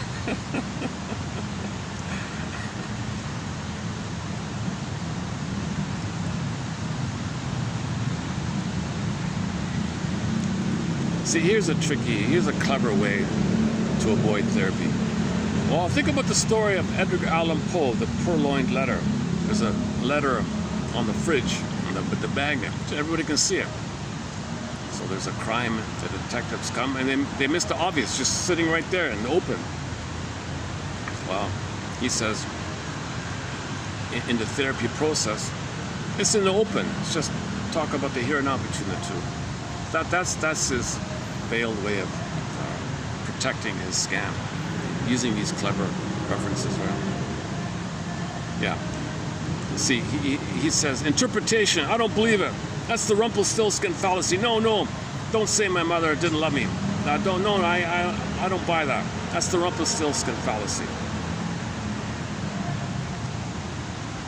So he's so afraid to question his mother. This man cannot even hint at any slight criticism of the mother. She must have really been whatever. Because he doesn't believe in interpretation. He's anti-interpretation. Because an interpretation ultimately links to mother not meeting your needs. No, fallacy. You can't do that. I don't believe that. So yes, it's true. Sometimes you get an insight and it doesn't work. That's true. But it's not always like that. It's always like that. So forget about traditional psychoanalysis. It's Rumpelstiltskin fallacy. You name it and then poof, it goes away. Problem goes. No, many times if you really name the issue, it's a relief. It's a relief. That's what I'm doing. The rope's untangled. You're free. The Rumpelstiltskin is right. if you name what's going on, you're conscious of what you're doing, you're aware of what you're doing, you can be free from it. You can emancipate yourself from mental slavery. Play Bob Marley. None but ourselves can set us free. Yeah, he cynically says, oh yeah, you're going to get an exorcism, right? You're going to... So, he says, I am what I am. That kind of thing. So he doesn't really know who he is. And then he backtracks and says, well, maybe if the relationship is good, that's the healer, not the insight.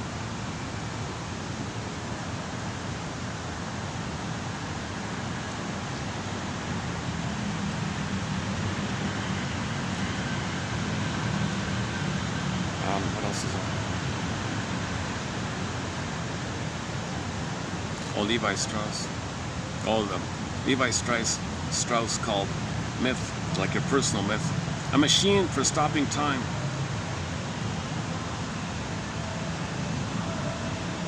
That was that was part 3, right? 05.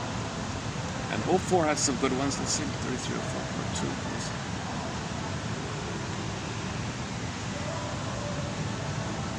Oh, the barbarians joke, okay.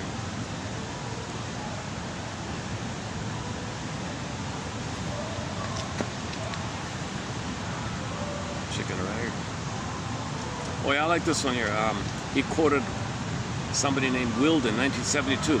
At the end of a therapy, the client knows what the therapist knows, which is what the client has always known. So at the end of therapy, you will know what the therapist knows, which is what you always know. It's just a know you know.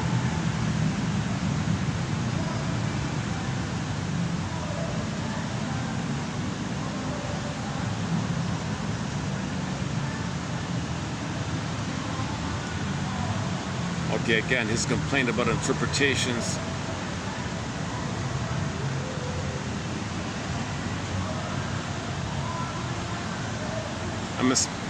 A mistake to try to directly correlate a client's narrative with their past. For example, quote, didn't your father do the same sort of thing as your boyfriend?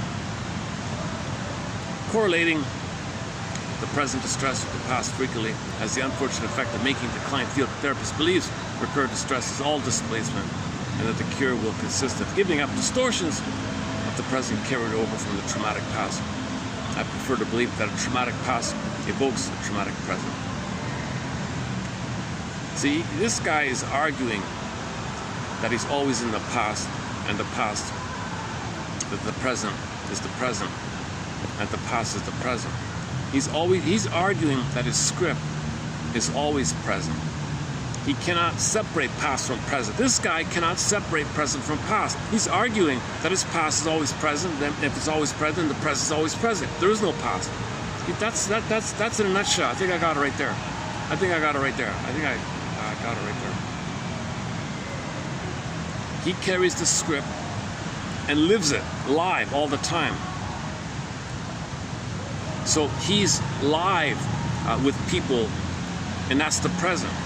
The past is fully the present. He's in a constant, lifelong, what they call transference neurosis, like that. He's high functioning. He functions like that.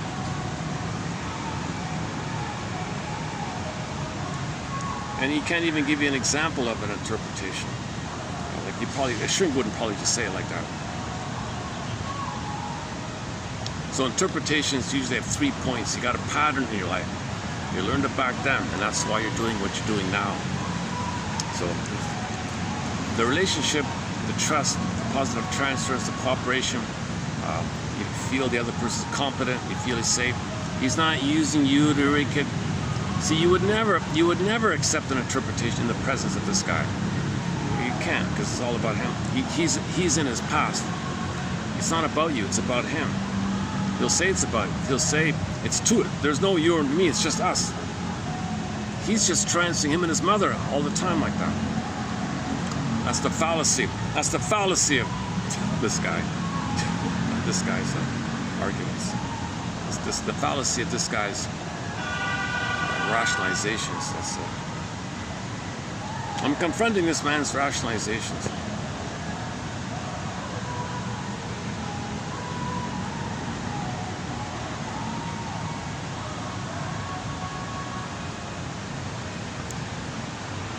Okay, he does admit the Don Juan issue, that maybe he's he mocks that shrinks think that the Don Juan issue is that the Don Juan is looking for the oneness of the mother, the sweet oneness of the mother, looking for the perfect woman, the perfect one. He's a Don Juan himself. He mocks it when people say such a thing. How dare he such a thing? He takes everything so personal, this guy. Or that he's recreating his traumatic family. He's living in his traumatic family, the triangle issue. Okay, let's not do the Don Juan story here.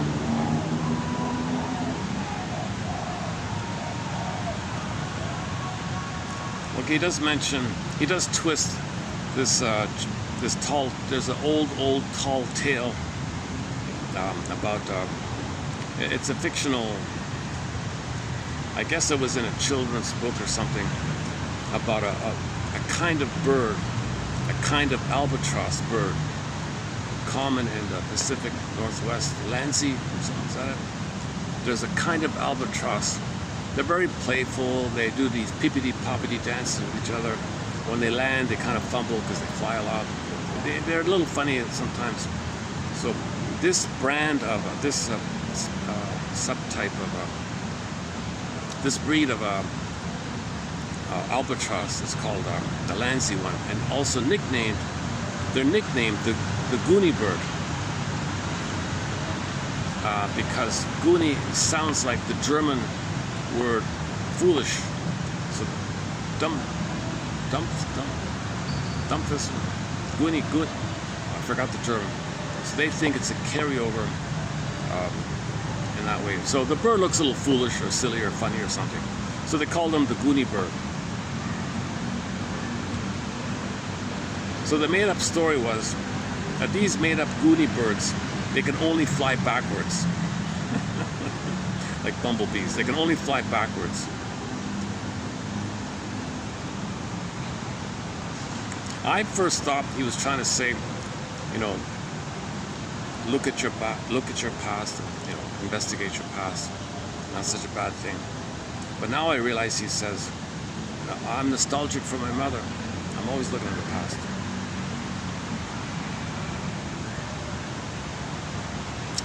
Okay, yeah, I like this one. Marianne Moore's wonderful line, real frogs in imaginary gardens.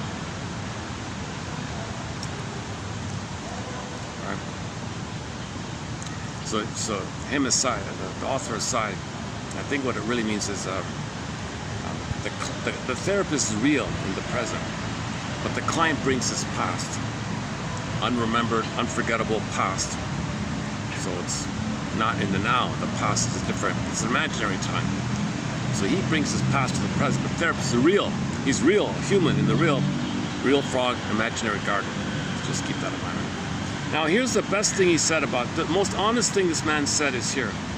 Analysts carry their own psychopathological baggage into the therapy room.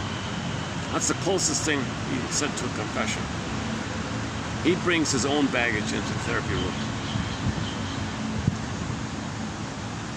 This guy must be petrified of his mother. He must have had one of these really, I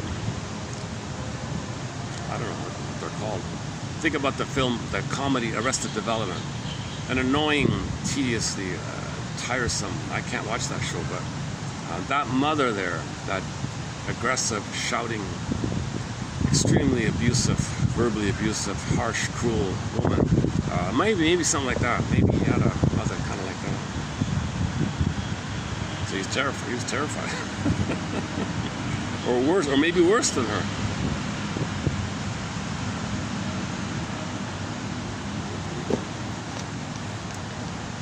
What about, that was part 2, right? What about anything in part 1? Was part 1 again? Gordian knot.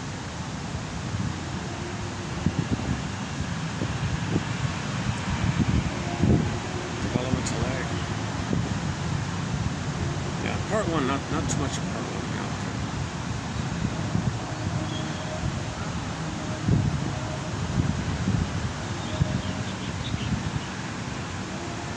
Oh, the doorknob. Okay. Okay, so he was triggered by the trick of a client who, so that's why he wants to analyze this, you know, like for himself. So one client is in the room, okay, nothing happens, whatever. The client leaves at the end of the hour. He's got his hand on the doorknob, the famous doorknob moment. As he's turning the doorknob, stepping out, he's half out of the room. The hand is on the doorknob. But oh, by the way, I won't be here next week. I'm gonna go somewhere with my friend or something like that. Something to do. Just make up something. See ya. So, and he said novice therapists might say, "Oh, okay, well, I'll see you next time." But he would say, "Well, I'm triggered. I don't let you come back here. You tell me. You talk about this." He's triggered. Why'd you treat me like that? Why'd you treat me like that? I feel abandoned here. You're my mother, and you're abandoning me. You dumped me, and you're gonna escape. You're gonna say goodbye. My mother did that too. So he would pull him back because he's so triggered by this. You see, if the clients are intuitive, they know. Clients know that if the therapist is using them in their theater of the mind, they're not going to cooperate or trust. They're going to look for dodgy techniques themselves. Hey, my mother did these kind of tricky things. I'm trying to control my mother, and you're like slipping away like that. So come back here, talk to me here. How dare you, at the last second, say you're not going to come here and dump me like that? I thought you were going to.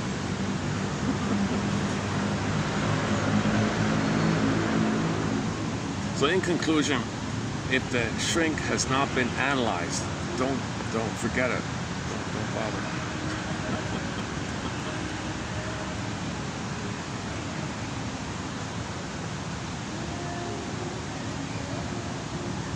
His argument was, I don't need analysis. I'm superior. Okay, fine.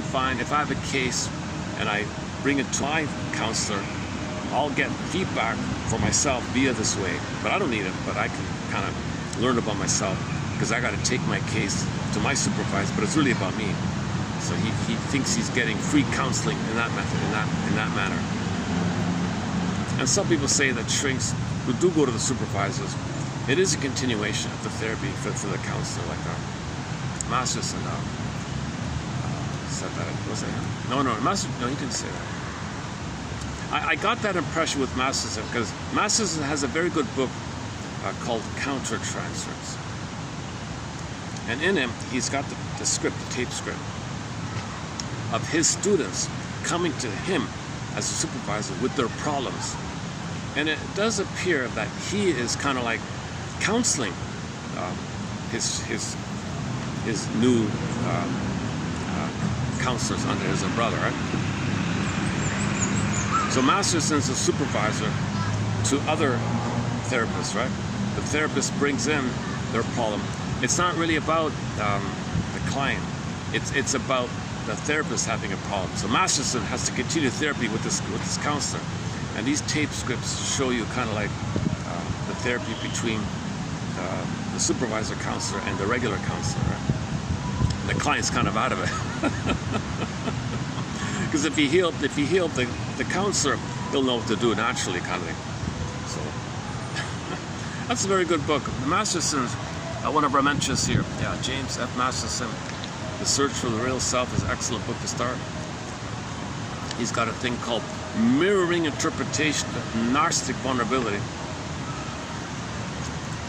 Okay, the axiom, the disorders of the self axiom, self-activation triggers abandonment depression, which leads to defense.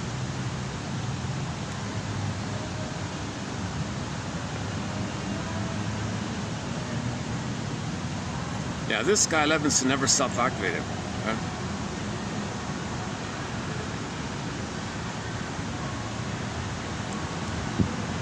He always has to have some wealthy person in his family ask others to baby him all the time and give him an umbrella.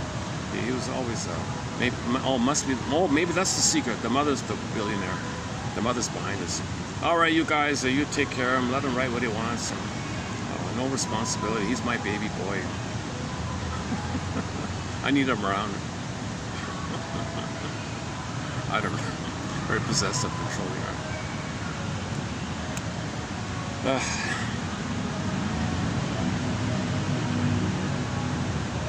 So his arrested development triggers my own developmental strategies. All right. That's the battery. How are we doing here? The battery's holding up. Okay. Oh, it's 5 o'clock already. You gotta be kidding. Let's play the song. Let's go to Argentina. Let's play the new song from Argentina. It's a fun little song, yeah. Called, I don't even know what it means. Zafarancho. Zafar, oh, rancho. We know rancho, right? Zafar, whatever that means. The band is simply called Ryan. Interesting, it's a fun story, right? You got 5 friends out of high school or something. One of them has a cabin in the woods. They bring enough food for a month. We're going there, we're gonna live there for a month, and we're just gonna riff and play around. And sure enough, they came out with an album. And the first song off this album is this one here.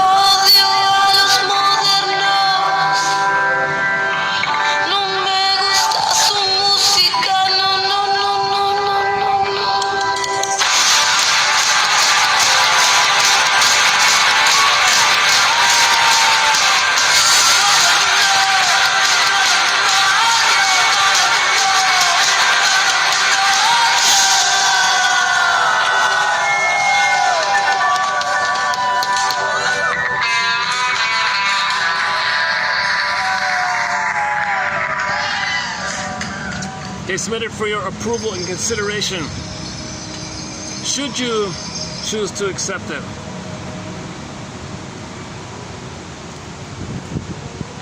Is to imagine a theater stage, and you're in the audience, in the seats, and on stage is your own inner child of the past coming on stage finally. He's kind of tangled up, he looks uncomfortable, and he's afraid to speak. You say to your inner child of the past, thank you. Thank you for coping. Thank you for having coped with a difficult situation. Thank you for adapting. It's painful what you did, but you got us through here. And thank you for your efforts. I mean, thank you for adapting. And you've been in pain all this time. And thank you. So say thank you to yourself. Your inner child is waiting for you to say thank you to him, and see how it goes from there. And okay, people are pouring in here to stop you. Then, all right, I'll see you in the next video here. I think there may or may not be a part 5 on the work of Mr. Levinson here. Today in particular, I was kind of hard on him today, right? Depends on my mood, I guess. So I have mixed feelings about this guy. On the one hand, okay, so I feel on the one hand grateful that there's somebody sharing and passing along stories and anecdotes. I also learn about sort of some of the historical things that took place, the psychoanalysis like that. And so he reveals a little bit about some of the so-called the complications with these institutes and all that. And so today I didn't know about Clara Thompson being a sort of a real major kind of bridging figure. We don't hear much about her, but we have a few quotes of hers. She's an excellent writer, very compassionate writer, similar to Karen Hornile, very similar. But she apparently was a figure that kind of bridged the traditional psychiatry that was there, like in the late 40s, 50s, right, that time, and then all the shrinks coming over from Europe, right? And they've got all those analytic ideas and theories. So there's like a little gap there. Clara Thompson was sort of a key figure to bridge the two, to accept psychoanalysis, to let psychoanalysis contribute, make a contribution, and it has. Come on, the comic just read the comic psychoanalysis, 1955. Comic psychoanalysis, Dark Horse Publishing. It was put out in 1955, lost for decades. 6 years ago, rediscovered, reissued through that publishing company. 3 clients, Freddie, Mark, and Ellen. Get all in 12 therapy sessions. It's an excellent 101 psychoanalysis, right? So there you'll see a real shrink, more or less. If you want to see like a real proper shrink at work, check out that comic. It's the best 101 like that. Yeah. And thank yourself for figuring out a way to survive a difficult situation, and give a gratitude to yourself like that. And I'll see you in the next video here. Okay, I was gonna maybe go back to my chair and continue, but I wanted to show you the road with the cars, but there's a family over there, so that's okay. Next time. Any concluding thoughts here? Yesterday's joke about Mr. Descartes. René Descartes, the famous philosopher, said, "I think, therefore I am." Somebody said, "Oh yeah, really? Oh, you sure? Really? So the joke is, he goes to a restaurant, orders tea, waitress asks, "Would you prefer? Would you like lemon or milk?" I think not. Poof, he disappeared. Another recent joke is about the puns. So one guy fancied himself sort of a wannabe comedian and compiled a bunch of puns. And he sent 10 puns to his friends, hoping that one of the puns would make them laugh. No pun intended. Well, Steve Behrman's line is, it's not really about comedy, but this thing about sides. I say this idea of sides, we throw it over the side. I say there are no sides, only angles. When we see things from the right angle, we're all on the same side.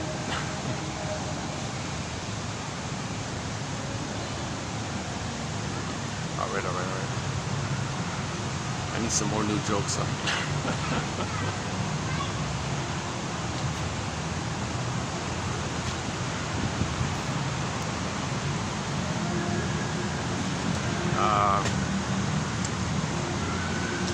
Okay, the pigeon joke takes a while to do that one. Masterson has a joke about trying to open up people's minds about giving psychoanalysis a second chance. So he gave a conference to a bunch of, cognitive behavioral kind of people who maybe heard about psychoanalysis but gave up on it or were afraid of it or something. So he tried to open up, not one of his better moments, but it was a little bit okay. He said, so he had an audience of 100 people at a conference or something. Masterson comes on, right? The only true shrink in the room, the only true analytic person was there. So somehow he agreed to go. He agreed to attend.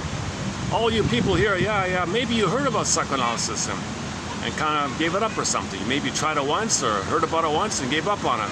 Yeah, well, let me tell you a joke, if I may, something like that. There was a fancy yacht club, very nice yacht club, and in the club area by the water like that, like a guy walks in alone and looking to see if someone else is alone and might start up a conversation with somebody. Sure enough, there was one guy alone at the bar or whatever. He said, may I join you? Because they're all members of the same club kind of thing. Oh, sure, have a seat. Yeah. Oh, why don't we, here, have a cigar. You want to share a cigar? Oh, no. I tried that once. I don't like it. Oh, okay. I'm going to have a drink. Will you have a drink with me? Oh, no, I tried alcohol. I don't like it. Oh, okay. Well, you see, I'm waiting for my kid to show up here. You're only one, I presume.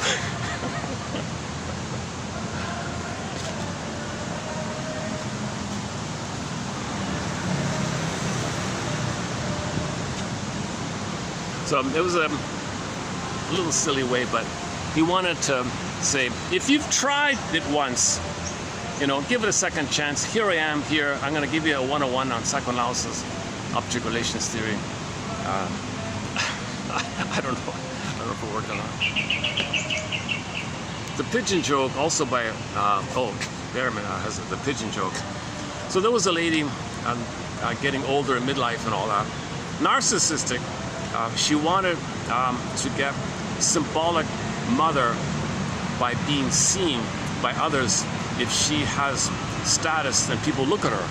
So she had this issue of wanting to get her primary needs met symbolically by getting other people to look at her. So she wanted money to have status and people look at her. This was going on. She was trying to get money and wealth. So she was in a narcissistic place, of course, but she was getting older and it wasn't working. So she's looking for, now she's feeling some pain and anxiety. Whenever something's out of your little script, you feel anxiety, right? So she overheard something about reincarnation. And she says to the comedian Steve Behrman, who is familiar with this topic, he's a New Age, calls himself a cosmic comic, a New Age comic. And so Mr. Behrman, I think you know about all these New Age ideas and all that. What's the deal with the reincarnation? Now he knows why she's asking. Right? It's a defense against the anxiety of mortality, getting older, not getting rich and all that. Right? And so his reply to her was, oh! It's a funny thing about that. I once knew a guy who wanted to be wealthy in his lifetime. He was he was reborn as a pigeon. He came back as a pigeon and made a deposit on a BMW. So he didn't shame her. He just playfully kind of validated her frustration, like that. So that was not a bad joke. Another one from Mr. Berman is to resolve either or thinking, can you have an attitude of both and? So somebody, oh, Mr. Berman, you're so smart, huh? So tell me, what's the deal? Are you an evolutionist or a creationist? Either or, come on, man. Pick a side here. I say there are no sides. Let's throw this idea of sides over the side. Let's see things from the right angle. What's the right angle? Both. I believe in both. I believe we were created to evolve.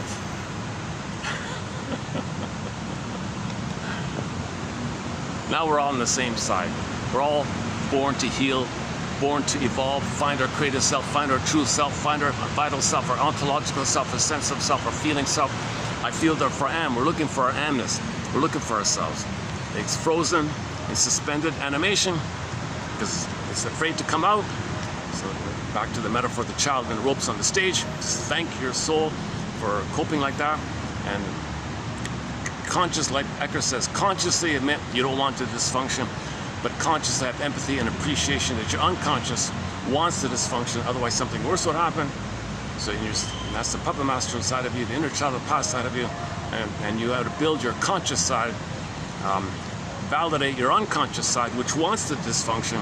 Your conscious side doesn't want the dysfunction, but so you got to build the two sides like that. Innate drive for healing, and the click, you'll move towards the healing, and the ropes will be free. And then now the energy is for the present. Now you pick up the pen. Okay, go to Gabe's story, up the Twilight Zone, Gabe's story. Okay, pick up the pen and write your own script. Okay, another mission, should you choose to accept it, submit it for your approval consideration. Look up the Twilight Zone episode, Gabe's Story. Man, oh man, that's a great episode. If you watch it, you'll know what I mean. And we discussed over 20 episodes from the Twilight Zone. That's a key one, a really good one. Okay, it takes me maybe 20 minutes to do it justice if I'm going to run through it. So let's just leave it there. Let me check the battery here. Battery's holding up. 510.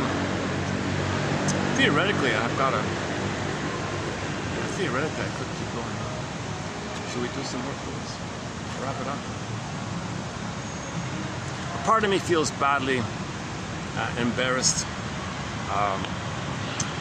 childish. Childish is not a feeling, right? Part of me feels resentful or something that I went on that long rant against him. I think his personality triggers me. That means that he represents a lot about myself that I'm not fully aware of myself. I'm not fully aware of how I'm a bit like him, like that. Not fully, but in some way, in terms of relationship and trying to heal. I touch his issues of my efforts to heal.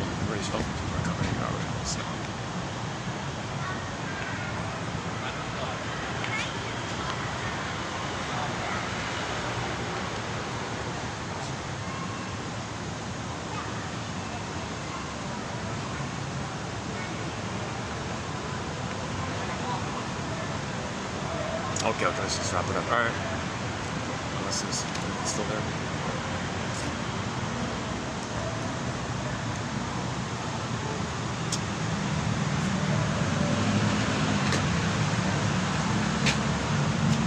Should we play another song or something? Should we play another?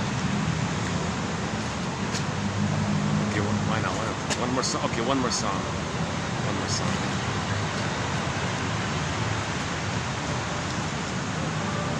Okay, hang on a second.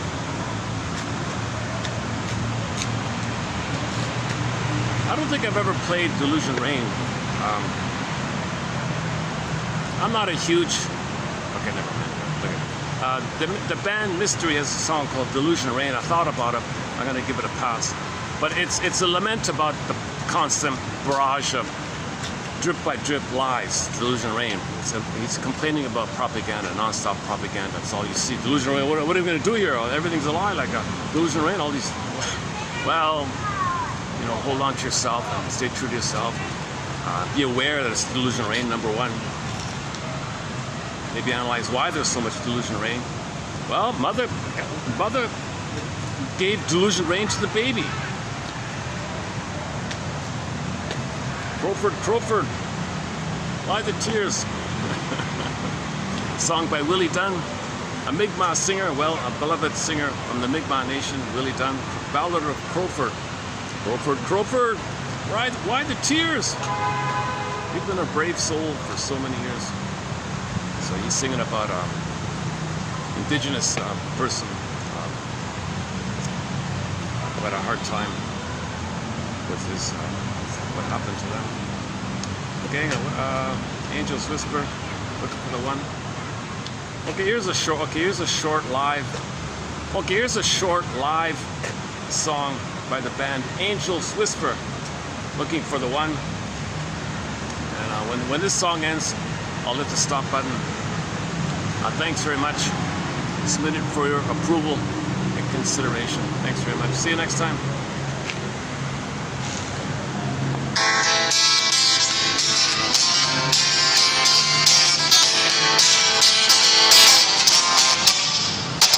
I loved the time we spent together.